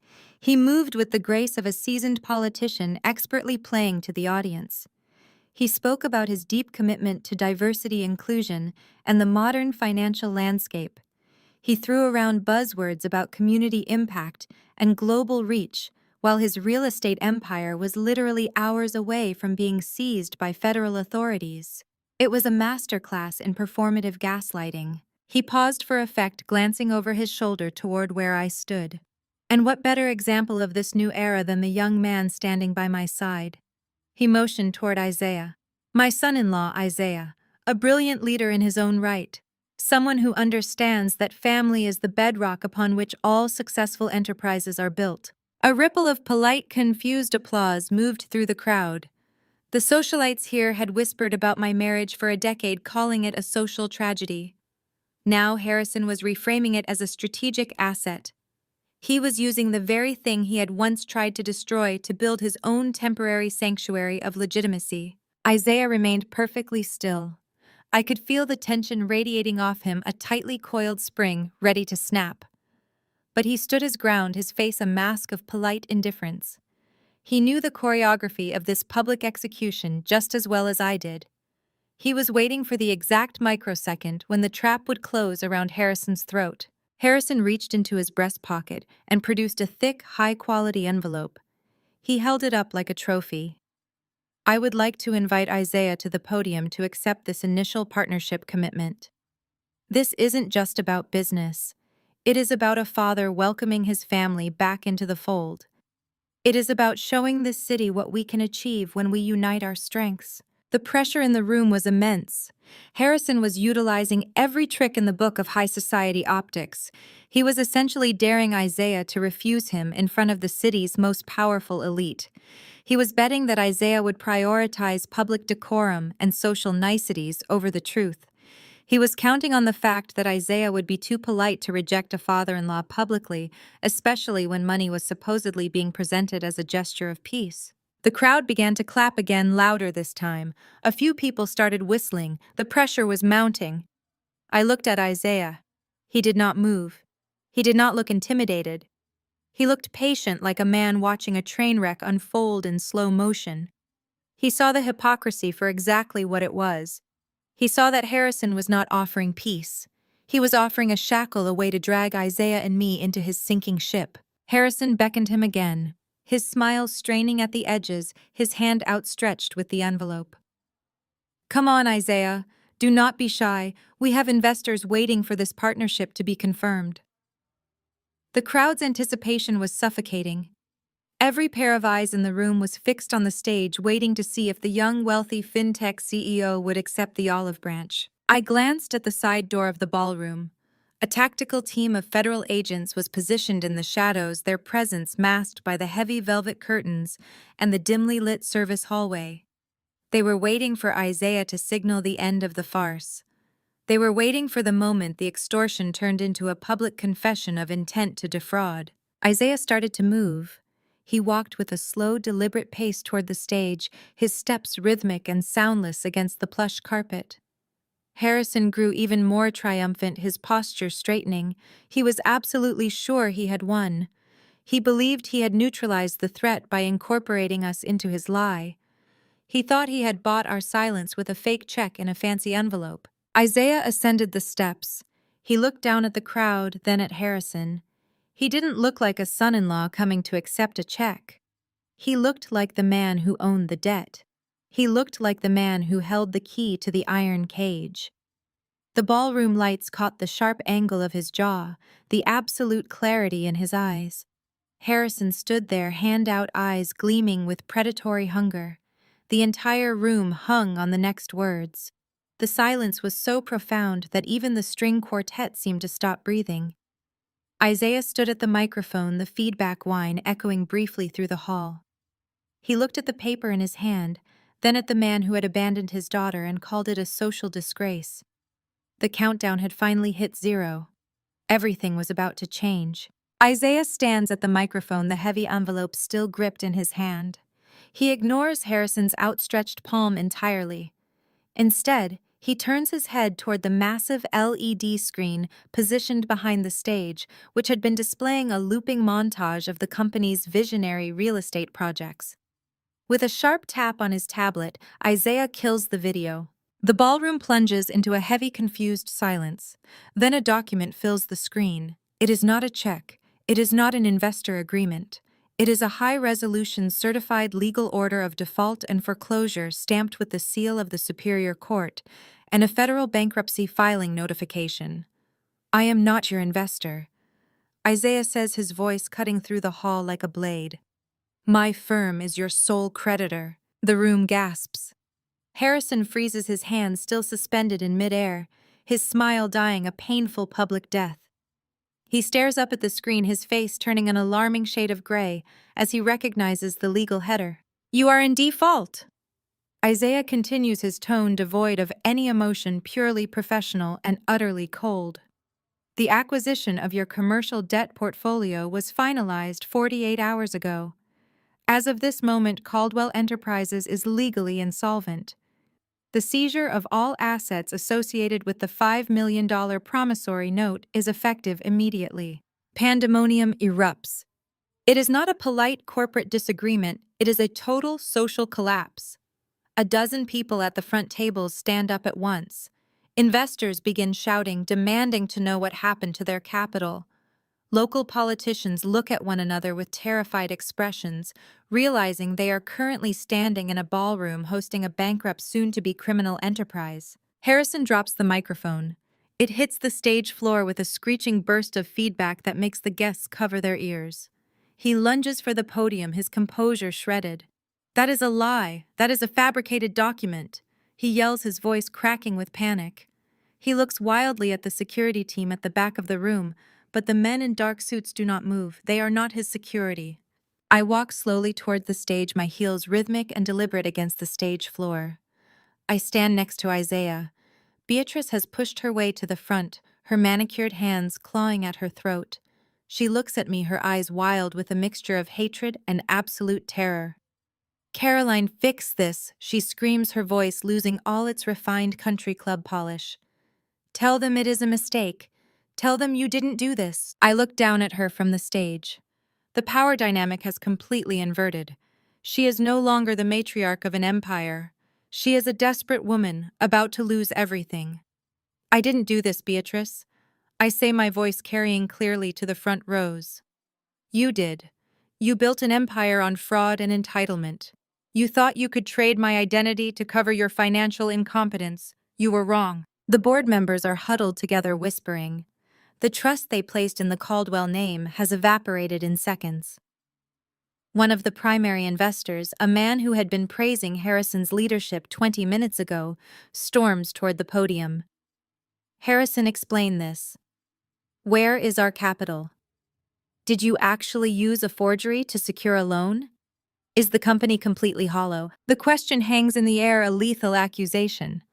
Harrison cannot answer.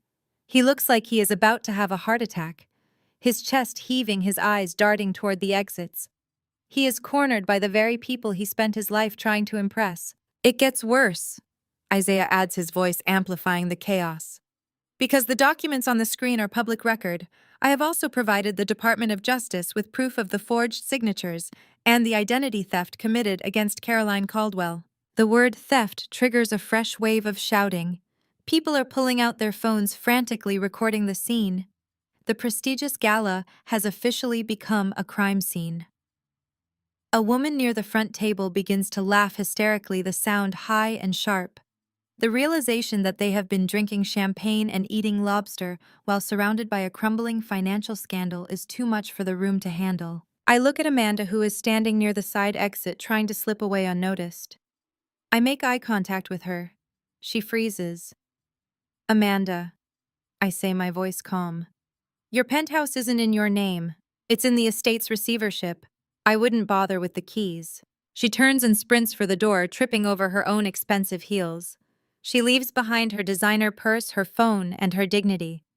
She is running from a disaster she helped create, but there is no exit strategy from a federal investigation. The chaos is deafening now. The orchestra has stopped playing. The waiters have abandoned their trays, watching the implosion with open-mouthed fascination. This is the death of the Caldwell name. It is not happening behind closed doors, and it is not being managed by a PR firm. It is happening in the full light of day, witnessed by the very people Harrison used to validate his existence. I take the microphone from Isaiah. The room settles slightly, desperate for a narrative, desperate for an explanation. Caldwell Enterprises operated on a foundation of lies, I tell the room. They believed that their status made them immune to the law. They believed that my family loyalty could be bought with a threat. They were wrong. The company is officially under new management. Effective immediately, every asset is being liquidated to satisfy our claims. I step down from the stage, my hand firmly in Isaiah's. We walk toward the exit, moving through the crowd as the people part like a sea. They are too stunned to shout, too horrified to cheer. They are watching a titan fall. Beatrice reaches out to grab my arm, her face a mask of ruined vanity. Caroline, we can talk about this, please. I do not stop. I do not look back. We reach the doors, the cool night air of the city waiting for us. Behind us, the ballroom is a nightmare of shouting and confusion. The empire is burning, and I am finally blissfully walking away from the fire. The ballroom has descended into a level of bedlam that no amount of expensive catering or soft jazz could possibly mask. Beatrice is still hyperventilating, her mascara tracing dark, jagged paths down her cheeks as she clutches at my dress. She is not begging for my forgiveness anymore. She is frantically trying to drag me into the abyss with her. If I fall, you fall with me. Caroline. Beatrice shrieks, her voice echoing off the high, ornate ceilings. Everyone needs to know. This is not just our debt. My daughter is the co-signer on the $5 million loan. She is just as liable as we are. The investors are already surging forward, a wall of angry faces and shouting voices closing in on the stage. They are looking for someone to hold responsible, and Beatrice is more than happy to feed me to the wolves if it buys her a moment of relief. I do not recoil from her grip.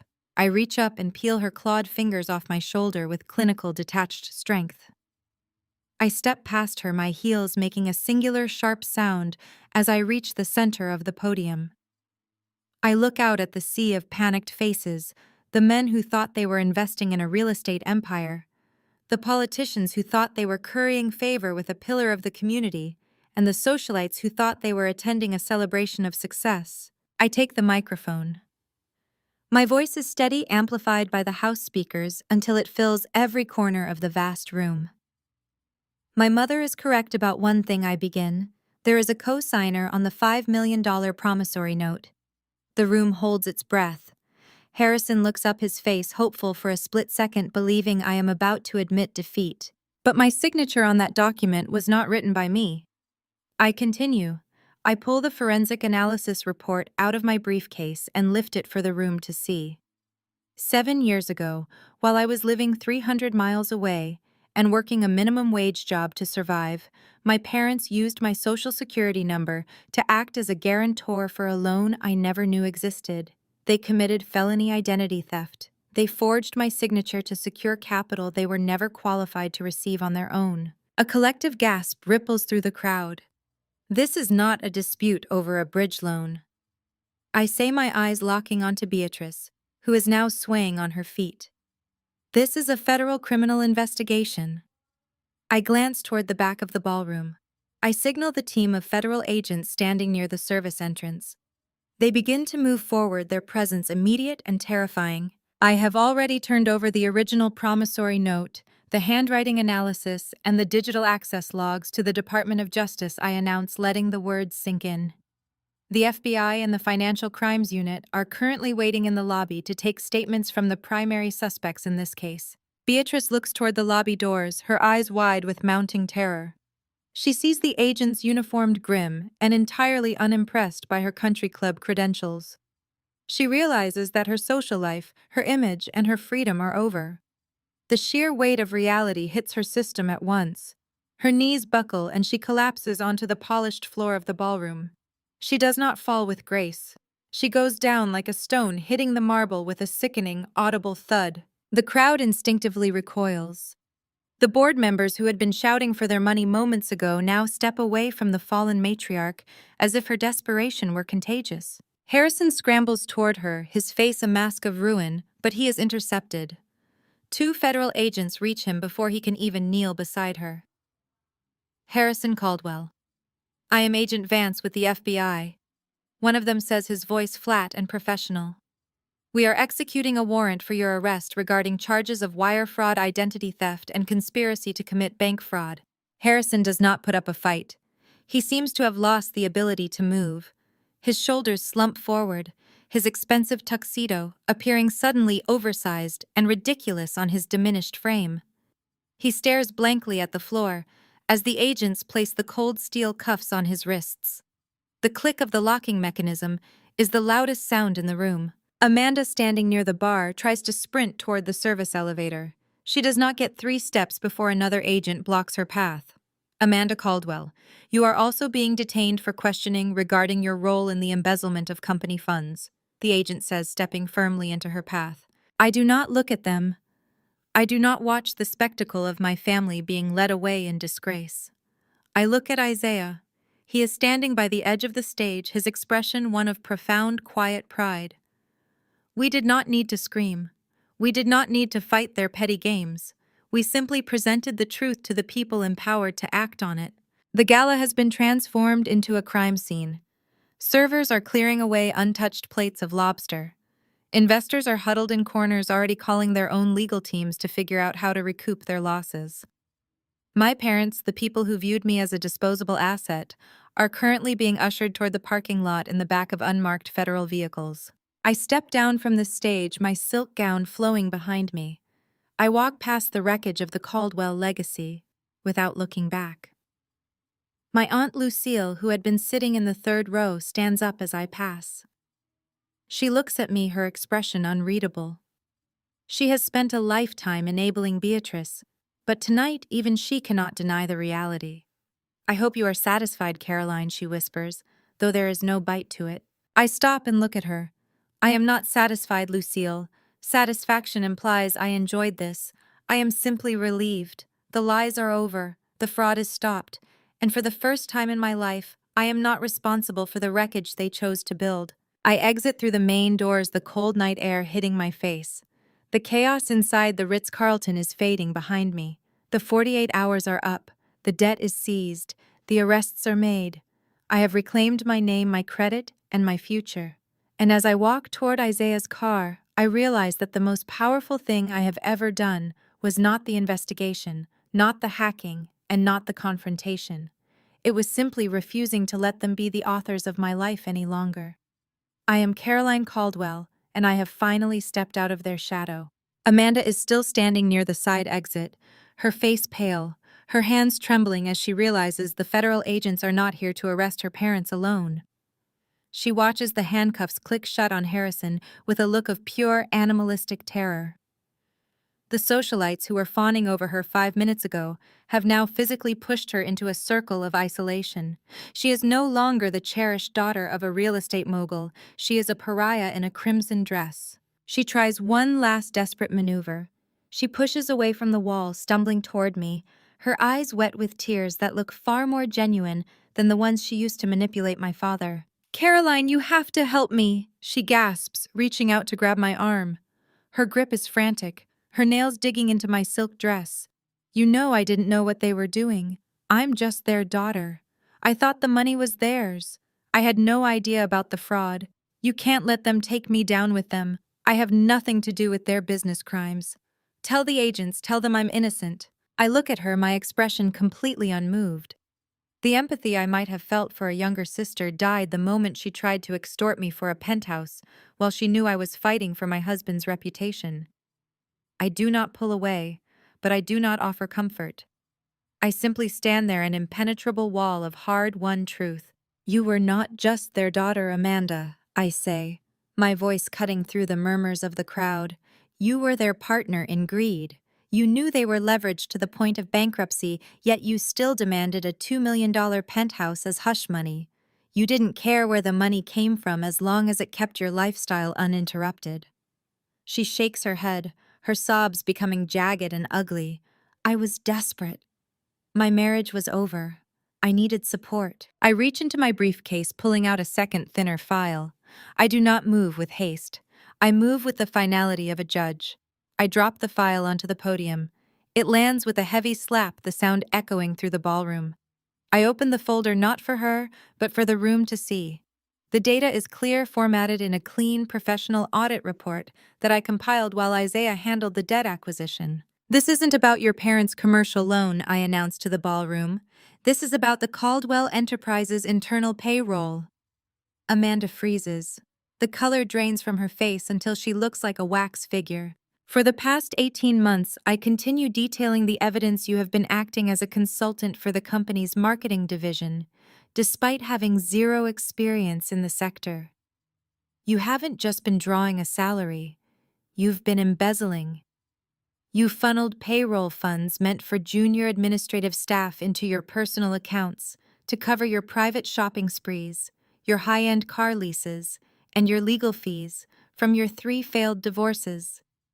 I have the bank routing numbers, the dates of every illegal transfer, and the confirmation from the firm's accounting software showing your digital signature on every single unauthorized payroll disbursement. The room is silent. The investors, who are already reeling from the default news, now look at Amanda with undisguised loathing. They have been robbed by the family they were all clamoring to support. Amanda's breathing becomes shallow, her eyes darting toward the exits, but the agents are everywhere. She has nowhere left to run. You can't do this to me, she whimpers, her voice barely audible. The cars, the clothes, they aren't even mine. They're leased. I pull one final sheet from the folder and hold it up. I know they are leased. That is why the court order includes immediate seizure of all assets associated with your lifestyle, including your vehicles and personal property, to begin the process of restitution for the employees you robbed. You wanted a fresh start, Amanda.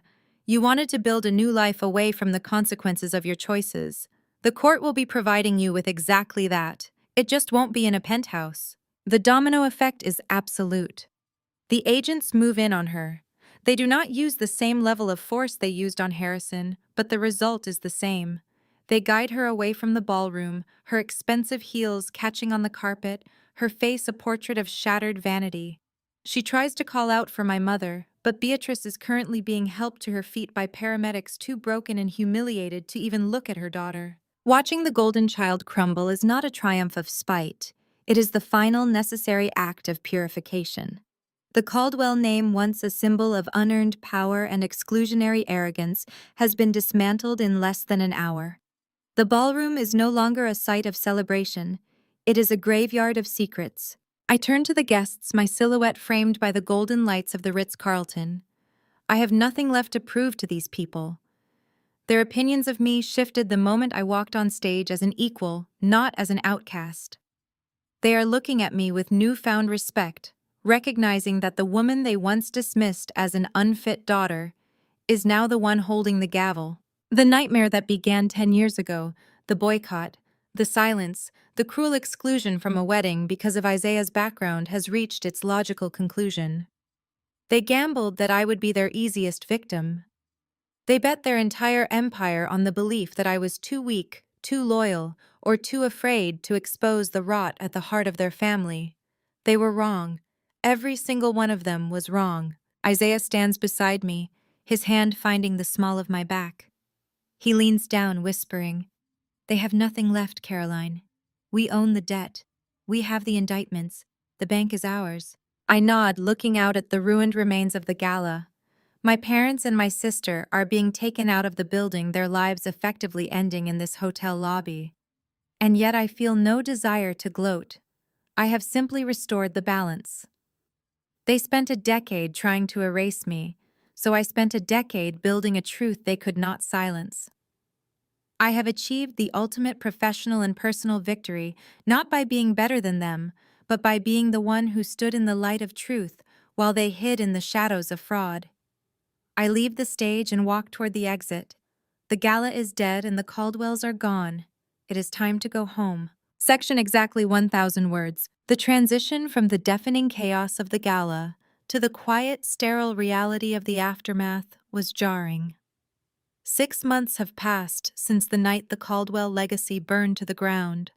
The news cycle, which once hungrily devoured every scrap of the scandal, has moved on to fresher disasters, leaving my family to face the crushing, slow grind of their new reality. There is no longer a public spectacle.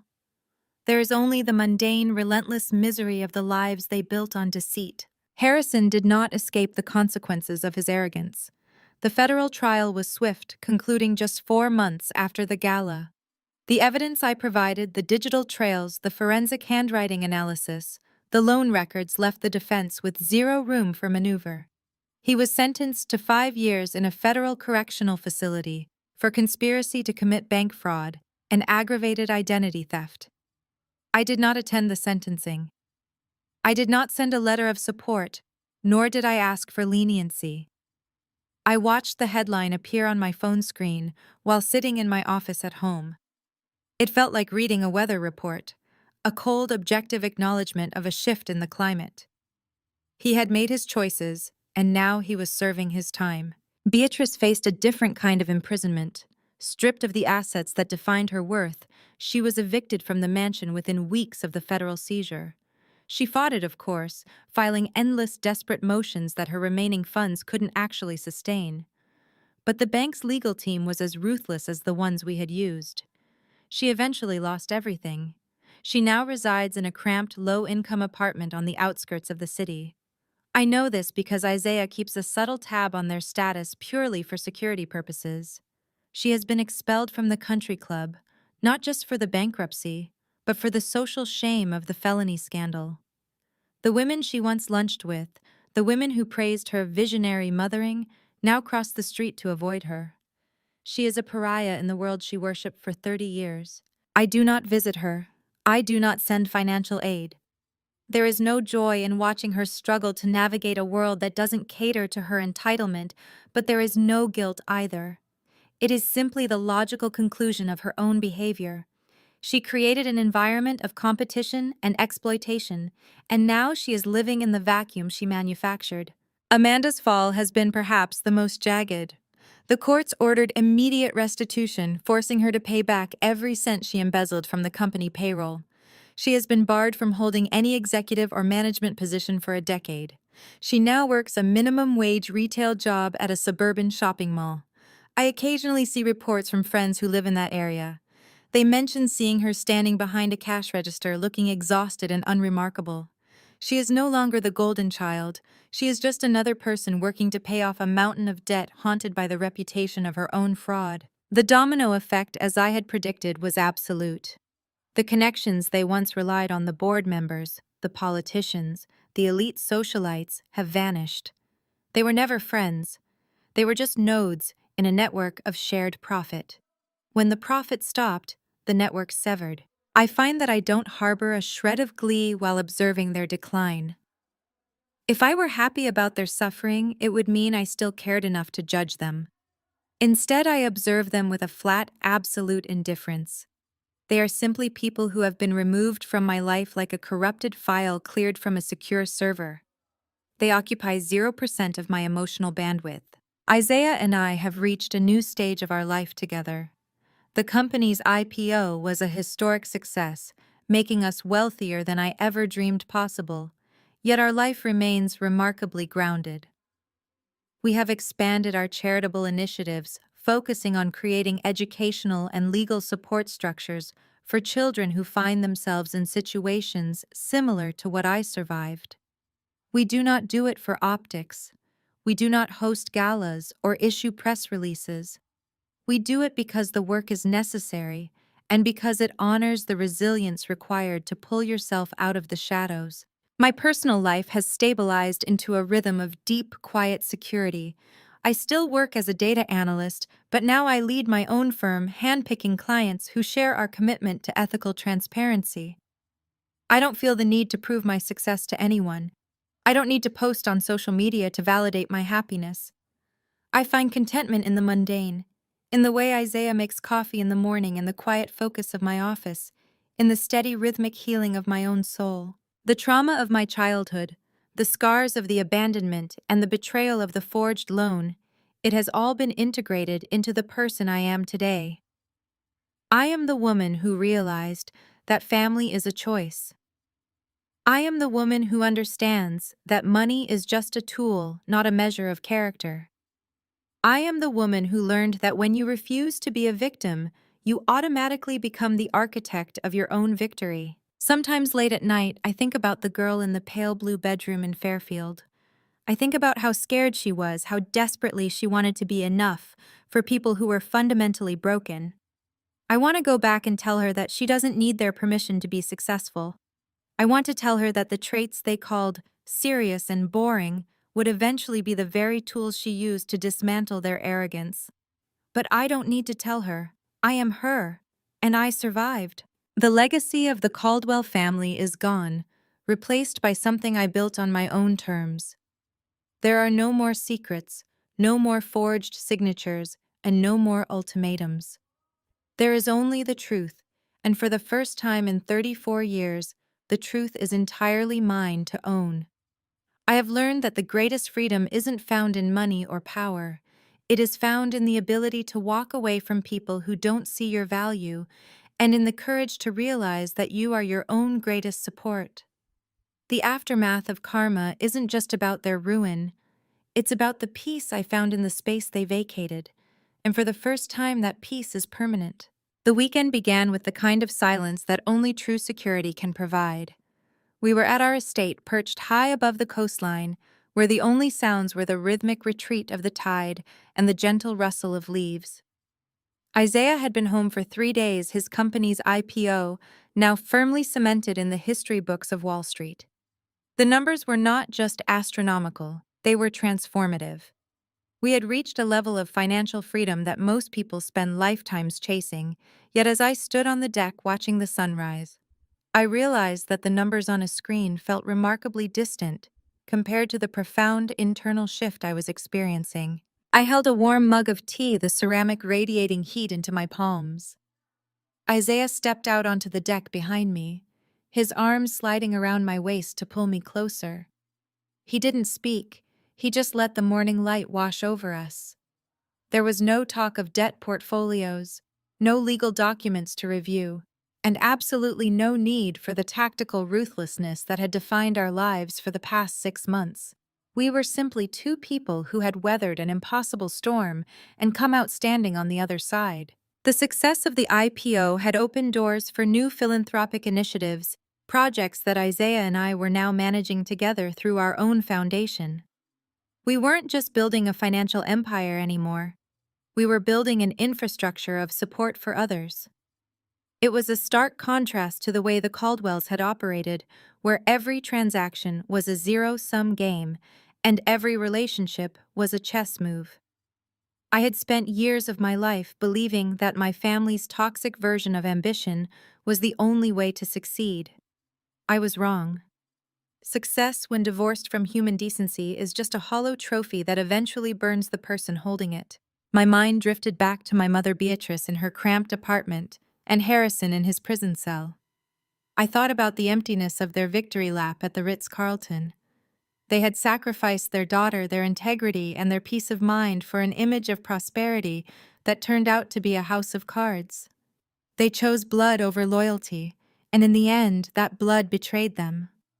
They viewed me as an asset to be manipulated, a liability to be discarded, and ultimately a debt to be feared. but they never once considered that I was a human being with the capacity to choose my own path. Blood is merely a biological accident.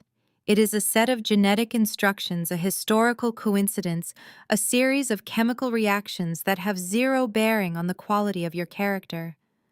I used to feel guilty about the idea of discarding family, as if that were a moral failure on my part.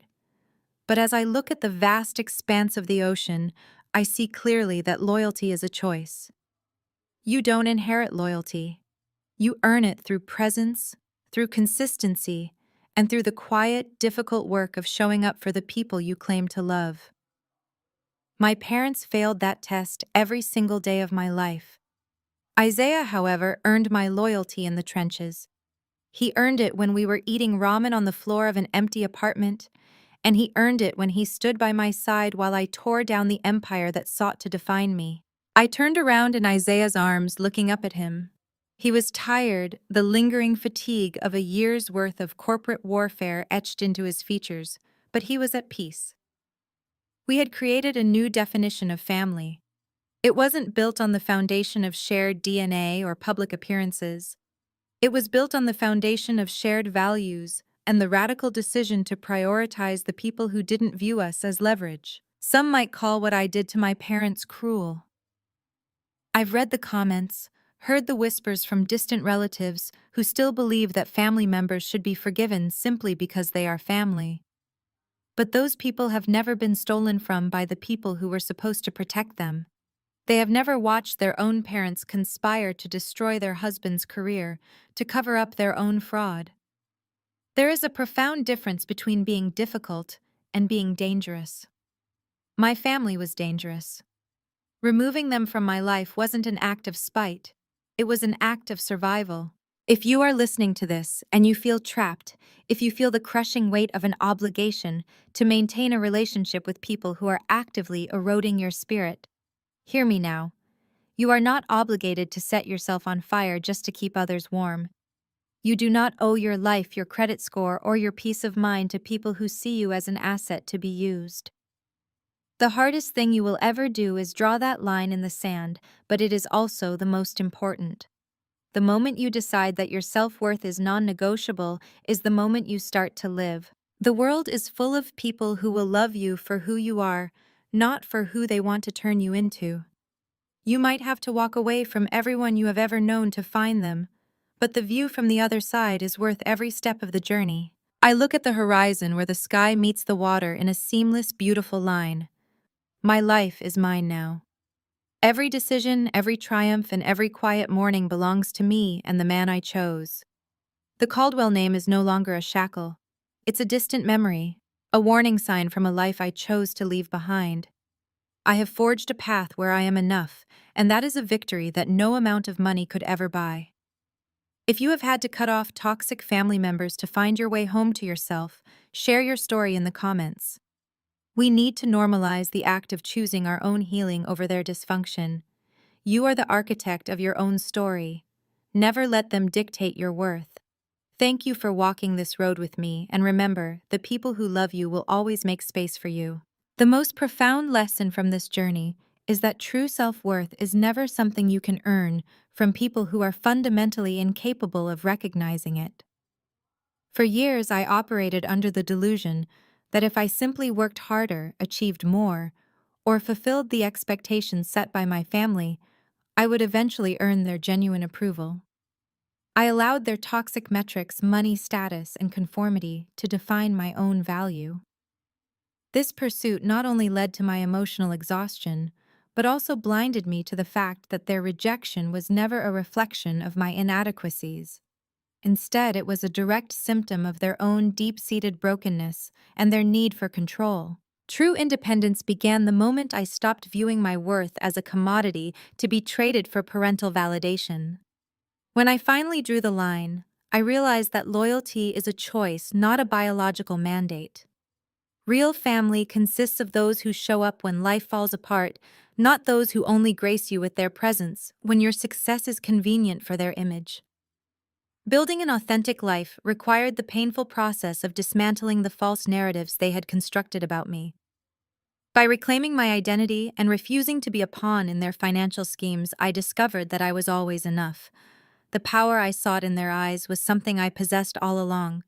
I simply had to stop seeking it in a place where it did not exist. My healing was not found in their apology, but in my own decision to walk away and build a reality that honored my soul. If you are currently sacrificing your peace to appease people who do not value you, make the courageous choice to walk away and finally begin living for yourself.